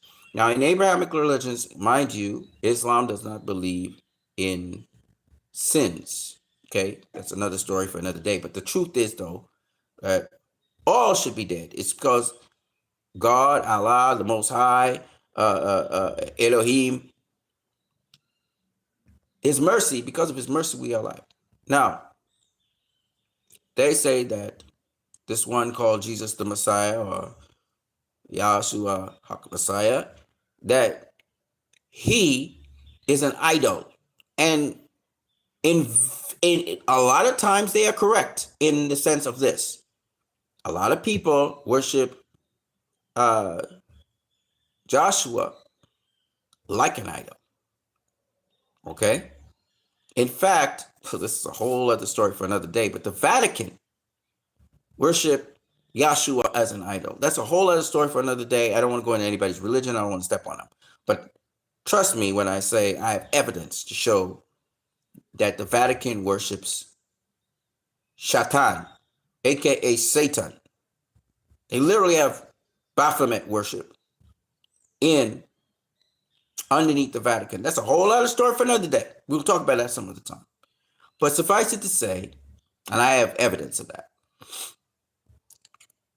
and almost the top of almost every religion, those leaders are serving Satan. In fact, they even have a religion called Satanists out there. So those of you don't believe this, well, there's a religion that openly worships Satan as well. They are more honest than a lot of our leaders who have worshipped Satan. The head of my country right now worships Satan. I'm sorry, I just had to say it. All right, now, so when they say that 6 billion people don't deserve to live, well, guess what? It's more than that. It's 8 billion people. It's 8.8 billion people. All don't deserve to live. But through the grace of God, at least from my Christocentric point of view, through the grace of God, to the grace of the Most High, we're here. This is how I understand it. So he's not really necessarily saying, but the problem is when you are saying 6 billion people don't deserve to live, and I am the instrument of the Most High to make sure they don't live, that's a totally different story. Which is what they're doing. These Zionists, they don't value life, but God values life. He values life. Let's keep it moving. The IDF blows up Rafah's water reserve in Tel Sunta neighborhood in honor of Shabbat. This is wild, and you can check that out if you want. BRICS officially announces a financial system similar to SWIFT. The BRICS alliance is developing its own financial messaging system to replace the Western SWIFT network, aiming to reshape global trade. This new system will enable BRICS countries to settle cross-border transactions without relying on the US dollar, potentially altering the balance of economic power in international markets. And this is why America is so vociferous, and also why Israel is trying to be so vociferous at trying to get the balance of power. And the Western European countries are trying to be vociferous at keeping that balance of power with the United States and Israel and the Western European powers. This is the reason why they're attacking Russia. This is the reason why they're attacking China. This is the reason why U.S. is threatening China, even though if China tomorrow decides to call the U.S. on its debt, which it's outstanding with, they got the U.S. by the balls, just like that. Just like from the balls. You know what I'm saying? But it's chestnut checkers. So, Trump promising a dictatorship. I mean, he tried to overthrow the last elections, right? So this is like y'all doing like this is something surprising. This is not something surprising, ladies and gentlemen. All right, if Donald Trump wins the elections, your democracy's gone. We know this already. He's very overt about it. Which is why if John Cusack is even this video even gets to John Cusack or anybody, y'all need to use your brain and vote for Jill Stein. That's what y'all need to do. I don't know if y'all will, but that's what you need to do. The Hebrew that they rarely speak is not real Hebrew. It's a corruption of liturgical Hebrew mixed with Arabic and Yiddish. It's also mixed with Babylonian. Actually, it's Babylonian language. It's modern Hebrew is Babylonian. Literally the Babylonian funk. If you want something authentic, which is Iraqi. If you want something authentic from the time, Aramaic, which is what Jesus spoke, is still used in parts of Syria, like Malaula, and prayed in the Syriac churches. That's correct. Richard Medhurst is a Syrian. He lives in Syria, or at least he's American that comes from Syria, and so he knows about this very well. If you guys ever heard of the Syriac, it's a version of the Torah that's found in Syria. And why Richard Medhurst knows that the Druze are Syrians is because, again, he's from Syria.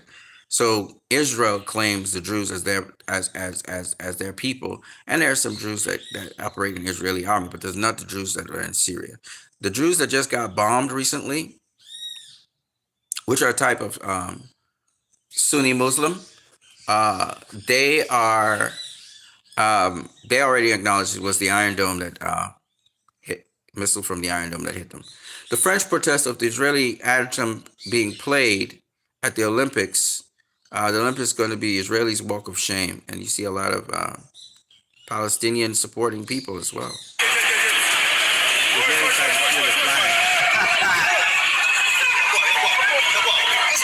And they're protesting it, but fuck now. Mossad bots are mad today that we've been picking up so much traction. That's the APAC tracker. Shout out to APAC tracker. Kamala Harris ships stone on Gaza, but advocates say U.S. voters want more. Yep. She will effectively continue arming Israel even as they act with impunity while paying lip service to try to win the election. Yep. She's a liar, and we'll get to that in a minute. Hussam Zomla, in spite of the pain and suffering, we are here. There they are in the Olympics. Yay! Hussam Zomla, by the way, is head of the PLA. Talia Jane says, just a reminder, AIPAC is running a candidate specifically to unseat Cori Bush because she's called for a ceasefire, and if folks don't hit the ground running, she's going to get bought out just like Bowman was. Yep. Cori Bush is, she's in Missouri. Shout out to Cori Bush. If not now, is also supporting Cori Bush. Listen, like I said before, most of the people who are speaking online, at least, talking against Cori Bush, they're either Republicans, Zionist Republicans, or they are Jewish Zionist Republicans, or they're actually Israelis with the Israeli army, IDF people, leaving posts. I exposed several of them online, so you guys can go ahead and check that out. The Jewish history and involvement in the slave trade, that's a whole other story for another day, but you guys can go check it out. The buyers who appeared at the auction were almost always Jews, and because of their lack of competitors, they could buy slaves at a low price. They would retail them back to American traders. So the Jews and Americans know racism and slavery for a long time. They've been doing this for a while. Thomas Jolly, the director of 24 Olympics opening ceremony, where Jesus Christ was mocked by a sick man disguised as a woman. It was actually a woman, by the way. Or anyway, whatever. Who is also an Israeli. He's also an Israeli. As US and France before them grossly underestimated the Vietnamese, so they are underestimating the Palestinians, the axis of resistance, and also the world. And they're going to learn a very, very hard lesson going up against us. Donald Trump and Joe Biden are the same garbage. American Politics 101, correct? Keir Starmer says that Benjamin Netanyahu, the UK will no longer oppose the ICJ's arrest warrant of Netanyahu, Keir Starmer's office. This is huge. Now, I would say, though, that they may change their mind. So we'll see. Okay? So that's really huge. Why the White House spokesman is wearing an Israeli dog tag while doing a press briefing. And there it is right there. Yep, he's bought out by Israel. Israel intensifies Gaza attacks while Netanyahu is warning. This headline could be from today, but it's 10 years ago. This is the police brutalizing people. This is actually in Germany. This is an LGBTQ person. They're brutalizing. Oh, yeah, he talked about this. I remember this very much. This is great stuff right here as well. Saving democracy by beating up Americans to protect a foreign genocider. The power of the Zionist lobby that both Trump and Harris are not even trying to get the anti-war, anti-genocide vote, which is why they got Harris is definitely going to lose because of that.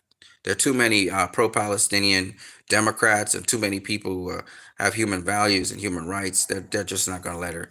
And there are too many people in America who actually their families are dead in the war or their friends are dead in the war. So she's an uphill battle. She's not going to win against Trump. And Netanyahu is a war criminal. Do you agree? Yes, absolutely he is.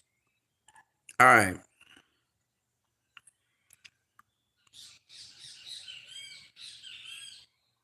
Let me see here. So yes, Israeli soldiers have actually committed suicide. They couldn't live with themselves. Catholic Bishop Roman Parham, would they ever have dared mock Islam in a similar way? Here he is. I want to hear him. A scene from the Quran. As I say, we all know the answer to that. A question I would pose, we all know the answer to it. Would they ever have dared mock Islam in a similar way? Would they ever have dreamed of mocking in this gross, public way a scene from the Quran? As I say, we all know the answer to that. A question I would pose, we all know the answer to it. Would they ever have dared? So again, what they've done. Oh, this is something now. We're going to WB. While San Diego Comic-Con was going on, a fire broke out at HBO in the Penguin Launch experience at SDCC. So Warner Bros. Been down the pit for a long time. Jewish terrorists blew up a water reservoir in Gaza. Yes, we know about that. Here they are rejoicing over the death of children with Ben Gvir.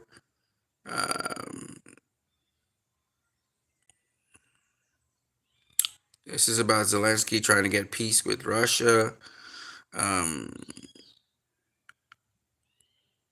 Yeah, that's why I'm boycotting the Olympics. They don't want you to wear a hijab. They didn't want the Palestinian flag there. They were trying, but yet the people who are doing mass genocide, they're in the Olympics, which is bullshit.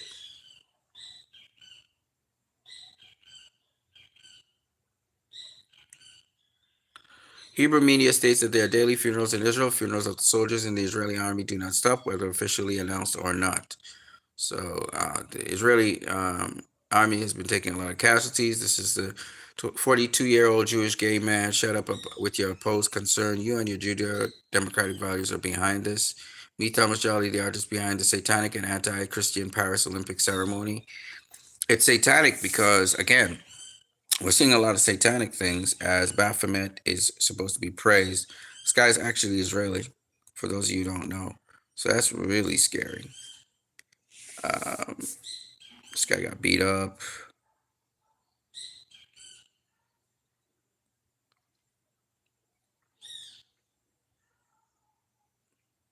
They were worshiping the golden calf in the Olympics opening ceremony. Again, very, very satanic stuff. Moses killed a lot of people for doing this. They want to have the Ethics Act brought into law. That's the Green Party. You see what the IDF is doing here. This is just very, very, very immoral. Beheaded babies here that they're talking about. WB stock has gone down. It was rejected by Comcast. We talked about that before. This is the bombing of schools. This guy is, as I said before, Hyperbringer, my boy. He says, I know your works in tribulation, poverty, but thou art rich, and I know the blasphemy of them that say they are Jews, but not, but of the synagogue of Satan. Yeah, this dude's from the synagogue of Satan. I'm going to say that without apology. And listen, there are a lot of Jews who back this queer stuff and LGBTQ. And actually, there's more weird stuff y'all guys are going to see. It's just very weird, and the stuff just gets weirder and weirder. His real name is Wiccan Steinowitz. And his Jolly family may have come from Belgium nobility. Okay.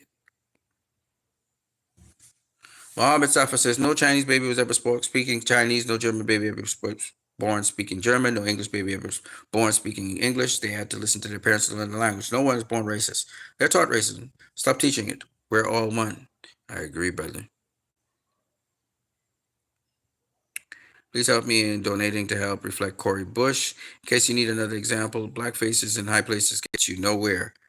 This is Ambassador Linda Thompson. She is a piece of shit. She's the one that vetoed the ceasefire a number of times. This is talking about mass destruction, no sanitation in Gaza. There's a lot of diseases spreading. People are dying of starvation and disease. This is Jill Stein on the road. She says, I don't receive any money from AIPAC. The platform that they have is about diplomacy disbanding NATO because NATO is not useful anymore. It's used as a weapon by America.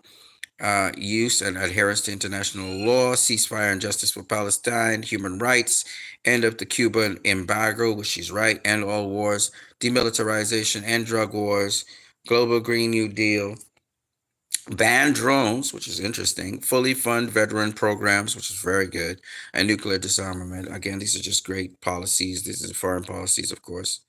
Again, my boy Hyperbrillion says, we wrestle not against flesh and blood, but against principalities, against powers, against rulers of darkness of this world, against spiritual wickedness in high places. Bro, you can be more right now.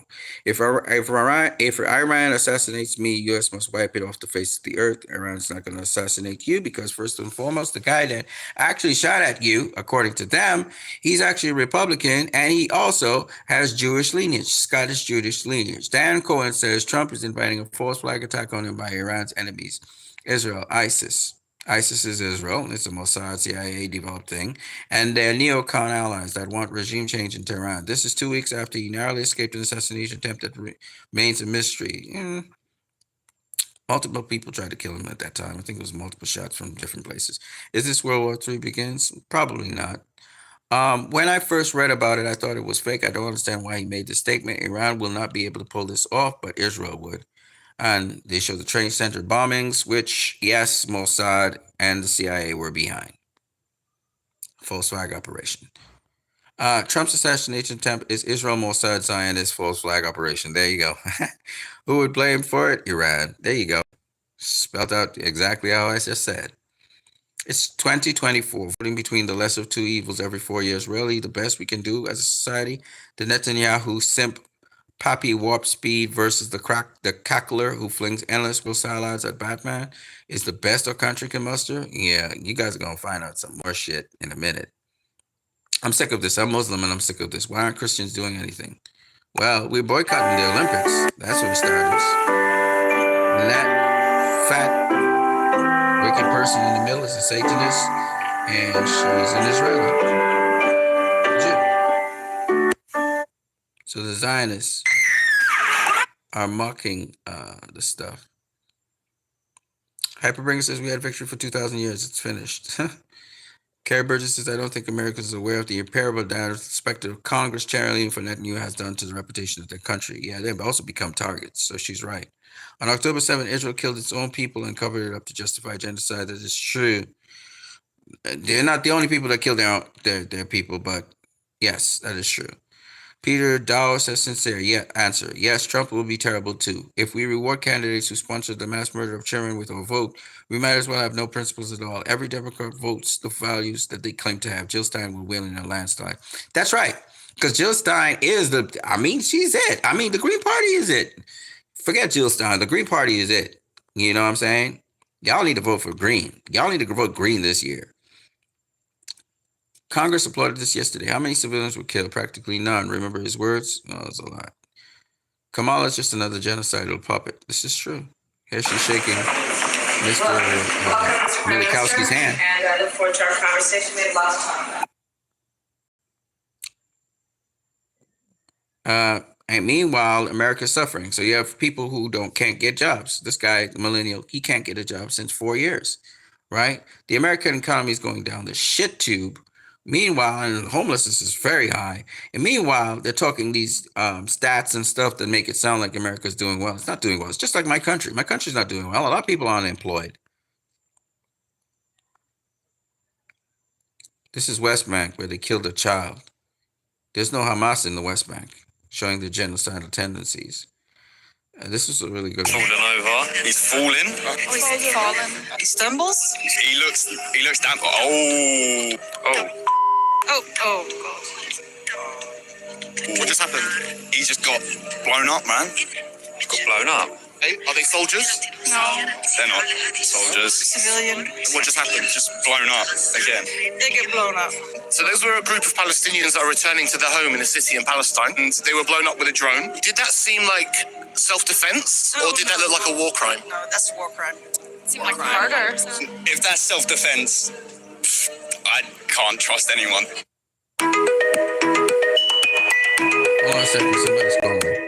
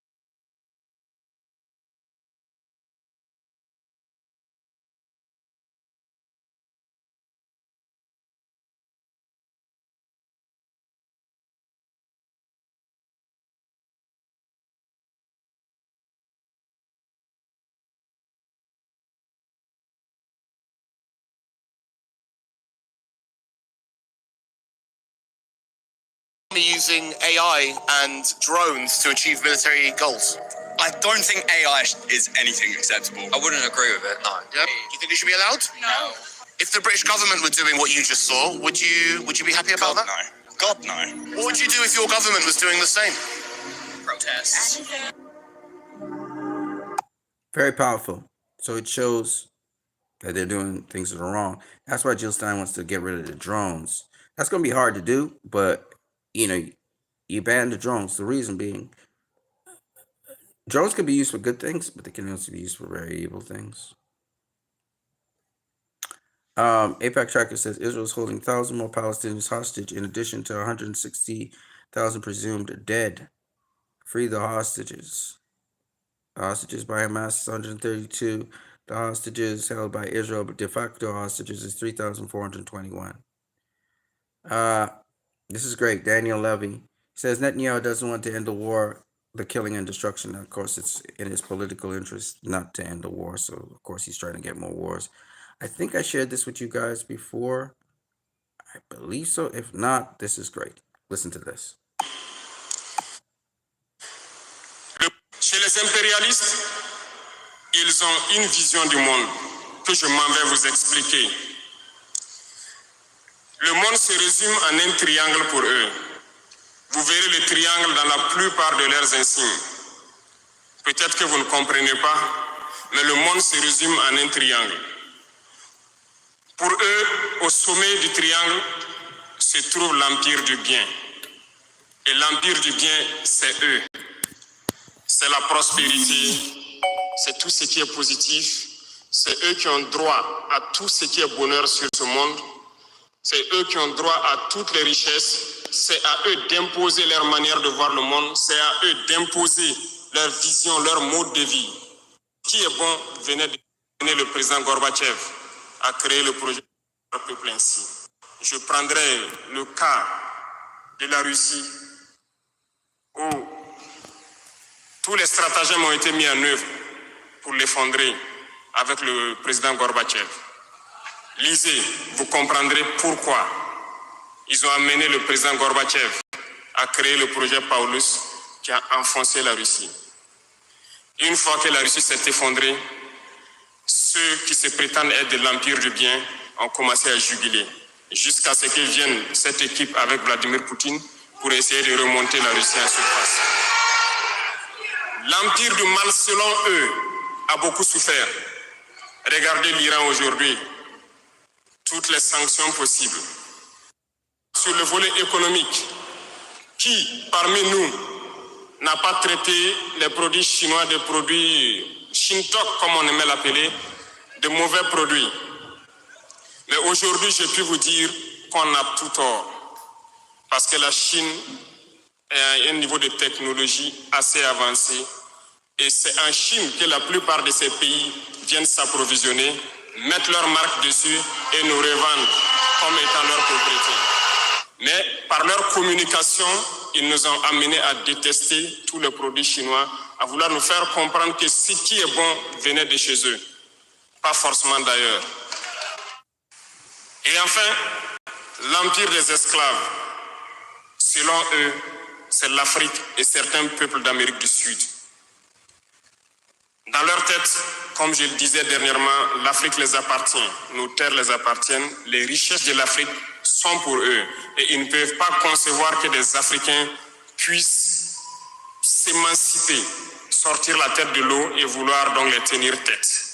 Et pour cela, ils se sont mis un cliché en tête. L'Africain est facile à manipuler, il n'est qu'émotion. Ils trouveront toujours un Africain pour lutter contre son frère. Et ça a toujours été comme ça. Ils vous ont amené à détester votre propre couleur de peau. Dans nos cultures et dans beaucoup de cultures au Burkina Faso ici, le deuil était symbolisé par la couleur bleue. Lorsqu'une femme perd son mari, elle portait donc des tenues de couleur bleue pour faire son deuil pendant un temps donné. Ce sont eux qui sont venus vous dire que le noir symbolise le deuil, le diable, la médiocrité, tout ce qui est mauvais. Et malheureusement, nous avons tellement avalé ça que lorsque nous sommes en deuil, nous nous mettons également en noir. Il faut que nous nous réveillons. Il faut que nous nous réveillons parce que voilà le cliché qu'ils ont en tête. Eux, ils sont l'empire du bien, d'autres sont l'empire du mal, et nous sommes l'empire des esclaves. Voilà comment les impérialistes voient le monde. Il faut que vous compreniez cela. So that's something very important for you guys to grasp, and I really love that he has a good understanding of that. Yes, Richard Meadhurst says Arab Christians have Christian names. Did you really think names like Mary and Mark came from the West? How silly of you. I can understand why an Israeli would believe that, since you're not really from the Middle East. But yeah, they have Christian names.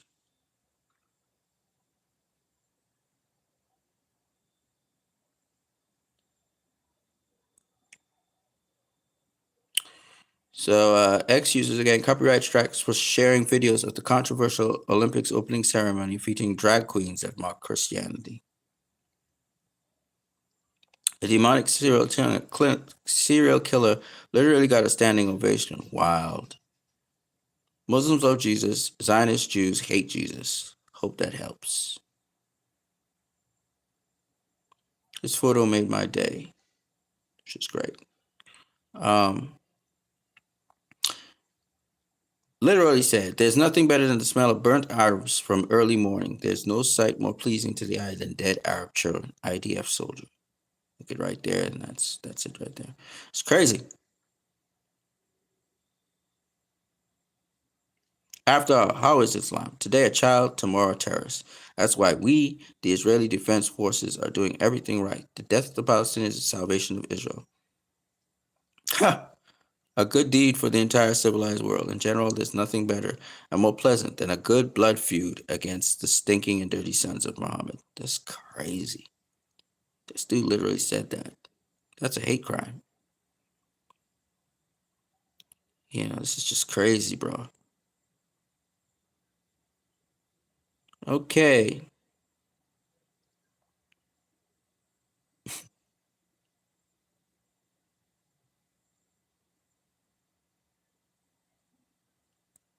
Canada, Australia, New Zealand call for immediate ceasefire in Gaza, which is very good. So this is what America looks like, ladies and gentlemen. I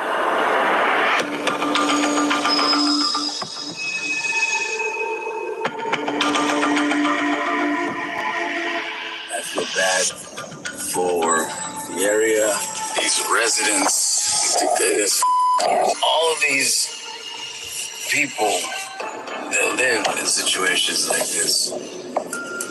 It's awful.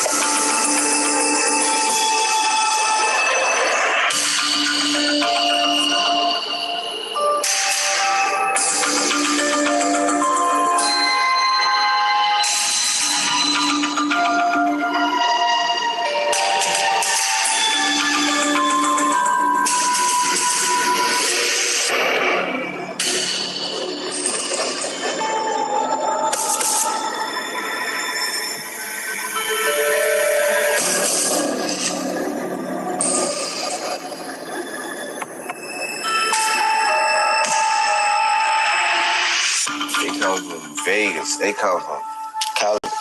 They come from LA. They come from everywhere. Why? Because Philadelphia, they think it's a good area just to get good drugs.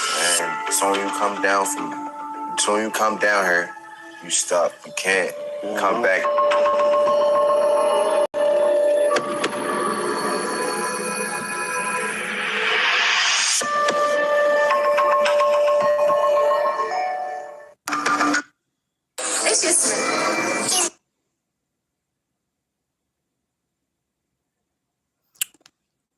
Idea of propaganda. This is JD Vance saying some freaky shit.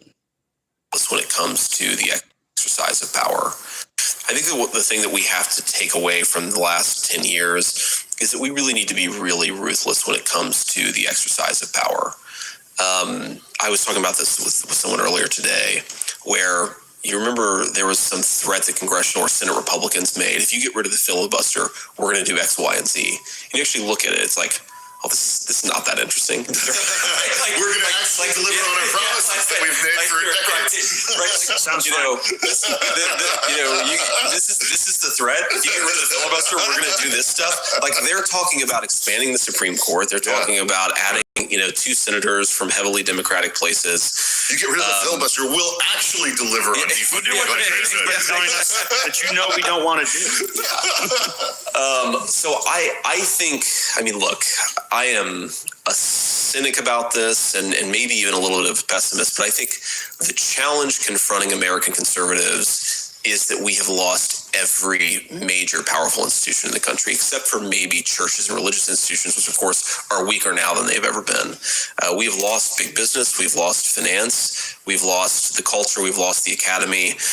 And if we're going to actually really affect real change in the country, it will require us completely replacing the existing ruling class with another ruling class. I say that knowing and hearing myself, it sounds really hard. It is really hard, but I don't think there's like a detent with these people. I don't think there's sort of a compromise that we're going to come with the people who currently actually control the country. Unless we overthrow them in some way, we're going to keep losing. And that's the challenge. Now, I think the thing that we have to... So that's the madness that he's talking about, overthrowing. And that's not language of somebody you want as your candidate. Not to say that a revolution shouldn't happen, but it's just crazy talk. It's crazy talk. Canada, Australia, New Zealand call for the immediate ceasefire in Gaza. It must end. Children in Gaza have dreams. This girl was killed. We talked about the Holocaust survivor already. We covered some of this already.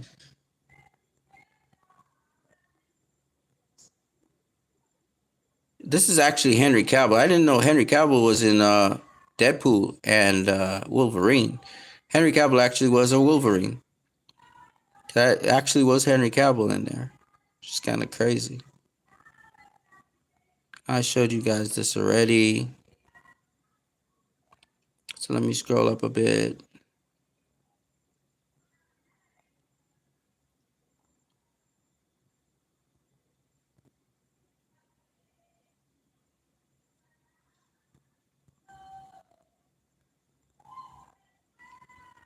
I covered all of this already yesterday.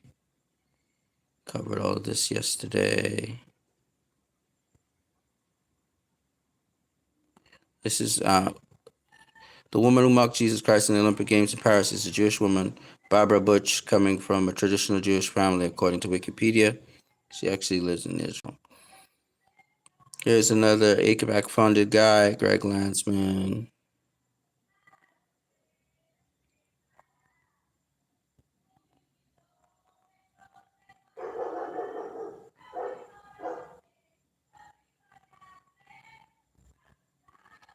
So radical centrists said that Jill Stein doesn't even have a chance of being elected, which he's very wrong about.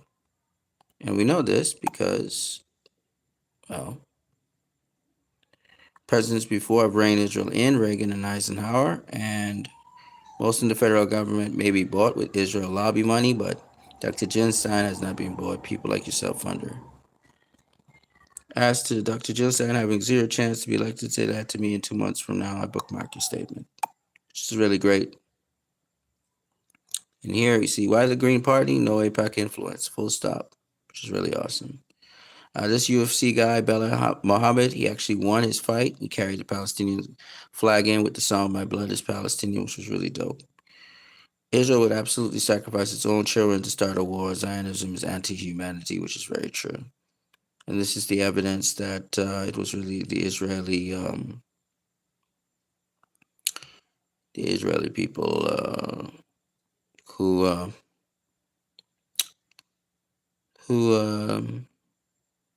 did what it did. This is the Yemenis, and this is the information, it's damning information on Kamala Harris. Here we go. There.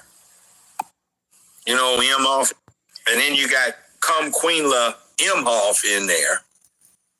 You know who Imhoff is? No. Yeah, she does. Who? Mrs. Imhoff, Vice President of the United States, who goes by her maiden name, Miss Kamala? Kamala Harris.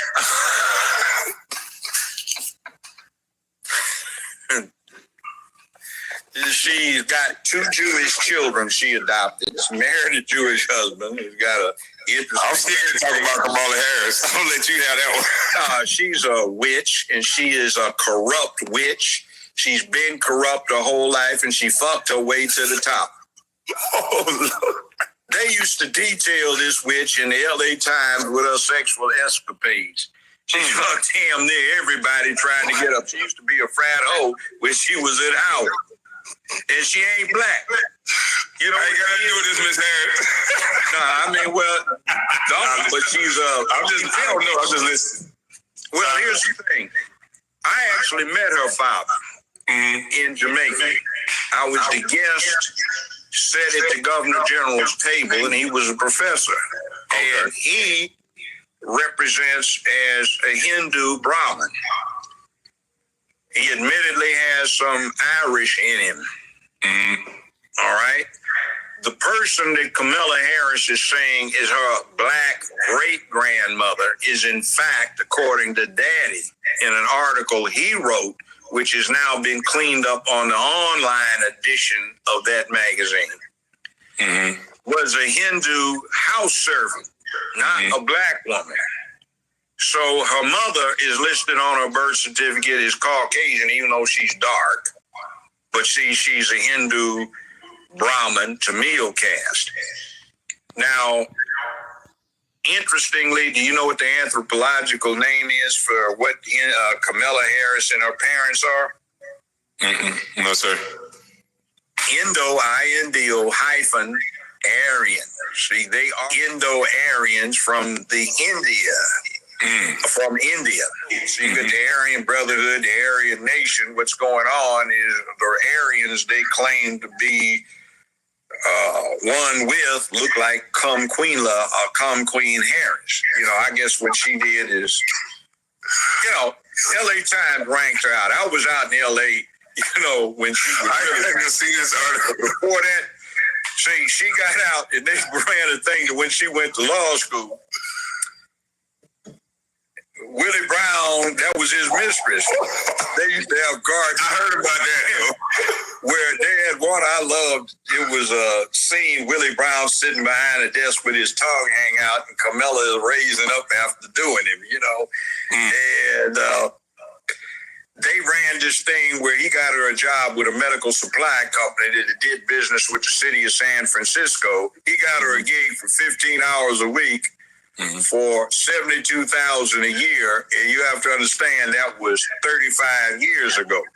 And then when they carried a thing where she moved up to 20 hours a week, she gets paid $120,000 for a part-time gig, and he bought her a 750i BMW.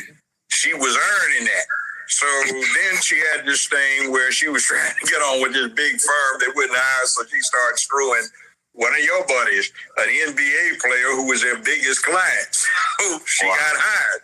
So then they ran a scandal sheet on her where she was trying to get on with the DA's office, so she started screwing the deputy chief DA to get on. So I did not vote for that damn fool that they had running against him, that racist dog, what I heard the first time in 1972 when I was doing an intern thing at a DC think tank, when he was out there with James O. Eastland, John B. Stennis, Faubus came in from Arkansas. That's the fool who said they'd never integrate the Little Rock High School.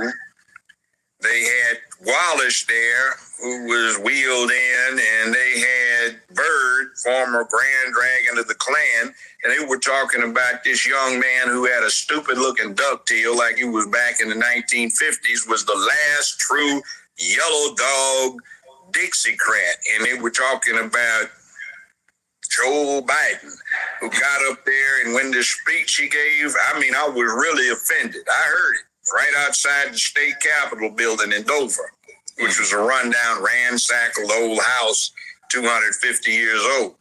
And he said Negro children are like roaches. If they're allowed to integrate the schools, they will infest them and they will never be gotten out. Negro. Who said that? Joe Biden said that? Yeah, I heard it. Wow. Saw it. He said Negroes were animals and they turned the streets into jungles. And he and Senator Eastland had a plan where they could put all of these Negro animals in zoos. That bastard has been a racist dog, and he used to talk about he understood the Negro because he was raised in Delaware. And he said Delaware was a proud slave-owning state that basically copped out by not going with the South during the rebellion as it should have, because they were too close to D.C. to not be intimidated. So I listened to this racist dog. I kept up with him because I was practicing criminal law, and federal criminal trials became almost a lynch thing because in the federal system, thanks to Biden, Stennis, Eastland, and some other these yellow dog Dixiecrat races, what happens is they've set it up so you get tried by ambush if it is a criminal case, and if you are absolutely innocent, you don't know shit about what happened. Eastland and Stennis and Biden set something else up where they deliberately set the rules so that a prosecutor could knowingly not knowing, but know that he had no case that could get an conviction, but deliberately go after you for the purpose of bankrupting you so your ability to operate is destroyed. Now, that's one of the bad things that bastard did. And then you got Queenla Imhoff in there. So, those of you know Judge Brown from Judge Brown, the television series where he tries people. He just outed Kamala Harris, so she's not black. She's not black American. She's not black anything. She's an Indian.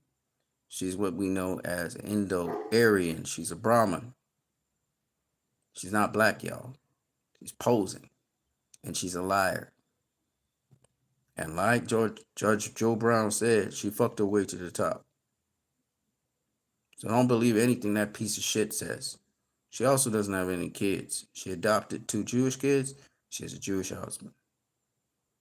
She sold out to AIPAC. She will sell a lie. She will sell her soul for a lie to get some money. All right? So just so y'all know, that's why she cackled like a witch. That's why he called her a witch. So newsflash for all of you Democrats out there. Oh, Kamala.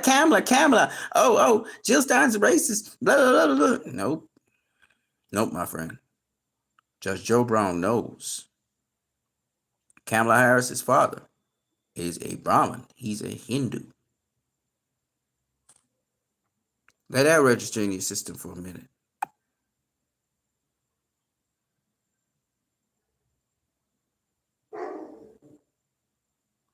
So Mr. Tony Blinken is talking about the U.S. will take measures against China if it continues to support Russia. Bruh. We ain't even talking military yet. You don't want to go up against China, Ninja? China got U.S. by the balls. They owe them trillions of dollars. You crazy? Y'all be talking tough. You better. All right, this is what I was talking about. Lucifer's temple chambers beneath the Vatican. That's what I was telling y'all. So the question that was asked here by Wall Street Silver is, why hasn't the Pope said anything? The Pope still hasn't condemned the Olympics opening ceremony. Not surprising, since he's for the New World Order. Woke, liberal, gay agenda. Post if you're not surprised. Not only that, bro, he's a devil worshiper. And go check this documentary out there. It's on YouTube. Check it out. I got the link. You guys can check out my Twitter and check the link out. It's for real. Elon Musk got Baphomet on his shirt. Elon Musk serves Satan too. Sam Parker, University of California, Yukos Gage says, what does Elon mean by this? Unless there's more bravery to stand up for what's fair and right, Christianity would perish. And he's got the Baphomet sign with the upside down cross. I'm gonna tell you what it means. You worshiper of Satan. He's saying y'all too punky. Y'all gonna take all of this. Y'all don't realize the devil's coming at you. That's what he's saying. What y'all call the Illuminati, what y'all call the New World Order, what y'all call the deep state. It's on us now. That COVID was just a shot across the bow. Since 9/11, our freedoms have been taken away from us slowly. And now they're declaring something. And these people are linked to the Zionists. Ryan Zobiani says Disney donated $2 million to aid for Israel. So y'all know, Disney's already in the back pockets of AIPAC, and they are funding this genocide. I want y'all to know this stuff.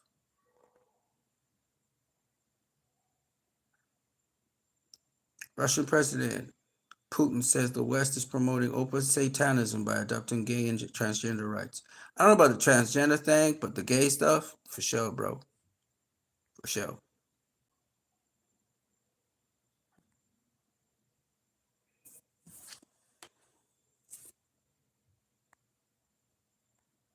Syrian Jews in Majas, Shams, and northern occupied Golan Heights buried their children today. More innocent victims of Israeli terrorism.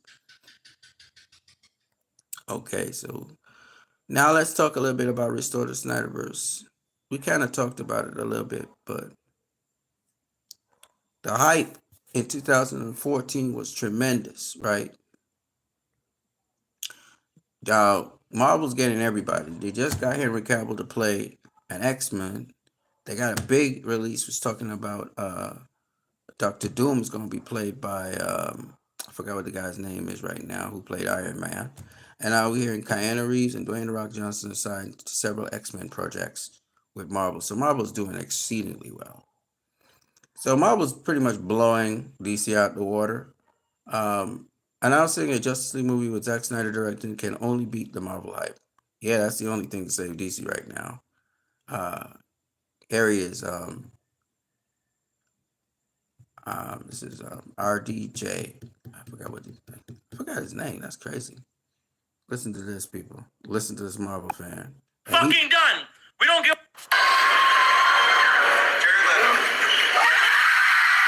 Robert Downey Jr. That's it. DC, hang it up. Hang that shit up. You're done. You're fucking done. We don't give a fuck about what you got. We don't care what movies are coming out. Hang it up. Hang that shit up. Daddy is home. Daddy is fucking home. So that Marvel fan was just going off on DC. Because he's just super hyped. For San Diego Comic-Con, they really did a great thing. And so, yeah, DC is pretty much dead. San Diego Comic-Con 2024 should have been Restore the Snyderverse. That would have definitely blown up everything. That would have destroyed everything. And we would have been going nuts. But it wasn't. So there you go. Now look at this. This is some crazy shit here. So the Jewish practice of Metziza Bopek. Now this is not every Jew does this, but this is some crazy shit. Oral suction of the circumcision. Yeah, the rabbi is sucking the baby's penis. That's some crazy shit, bro. These weirdos.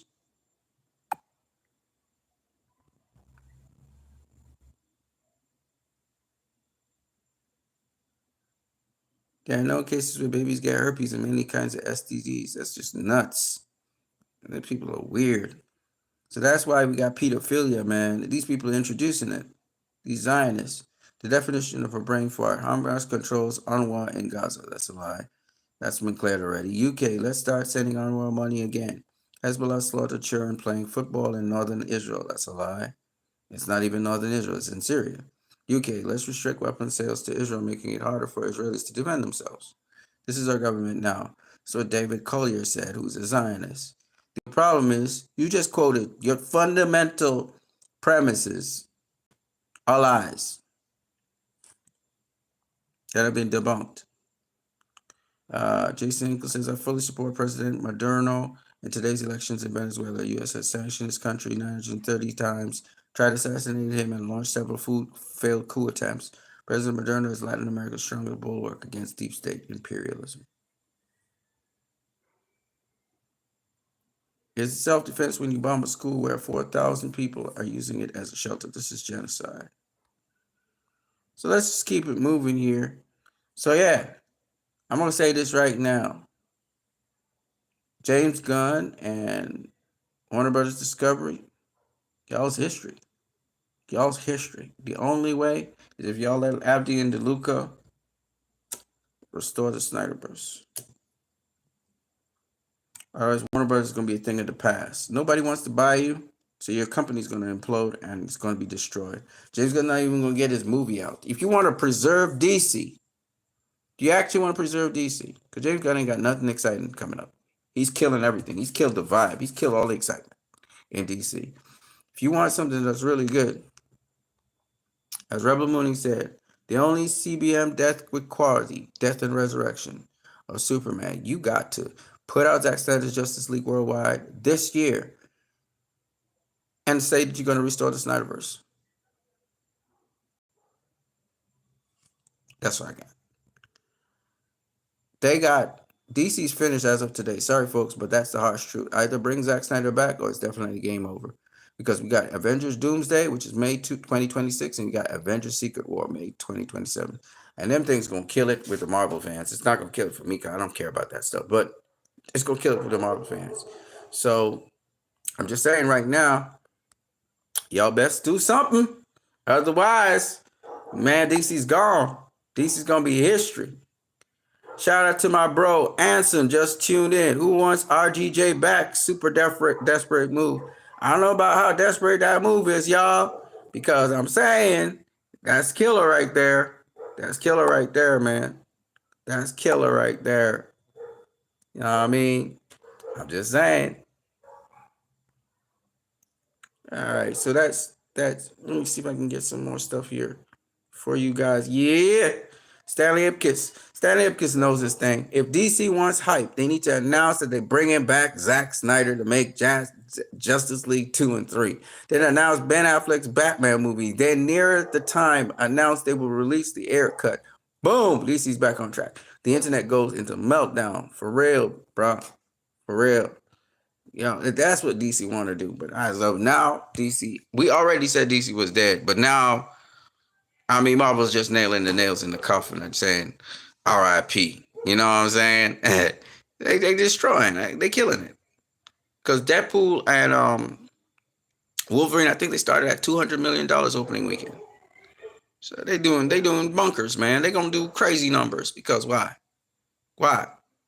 Because they got the X-Men how X-Men should be, and they mixing it in with Deadpool. So it's gonna be nuts, man. It's gonna be nuts. That's what I got for you guys, though. I am Christ I Am Disciple. I've talked enough. Anybody else want to talk with me? Y'all want to talk some more DC and stuff? I know I didn't cover a lot of DC. I covered more politics, but I just wanted to get it out there so you guys would know. Plans of action. Yo, I'm going to be promoting Dr. Jill Stein for a good minute, so stay tuned for that. I got somebody I got to call right now that needs my help, so I'm going to be talking to them in a minute. But yeah, man, hope everybody's good. Blessings to everybody. I'm going to catch you guys later. I am Christ, I am Disciple. If you want to donate to this channel, don't forget you can donate via PayPal. Much donations will be received with thanks. I'm going to catch you guys later. Peace.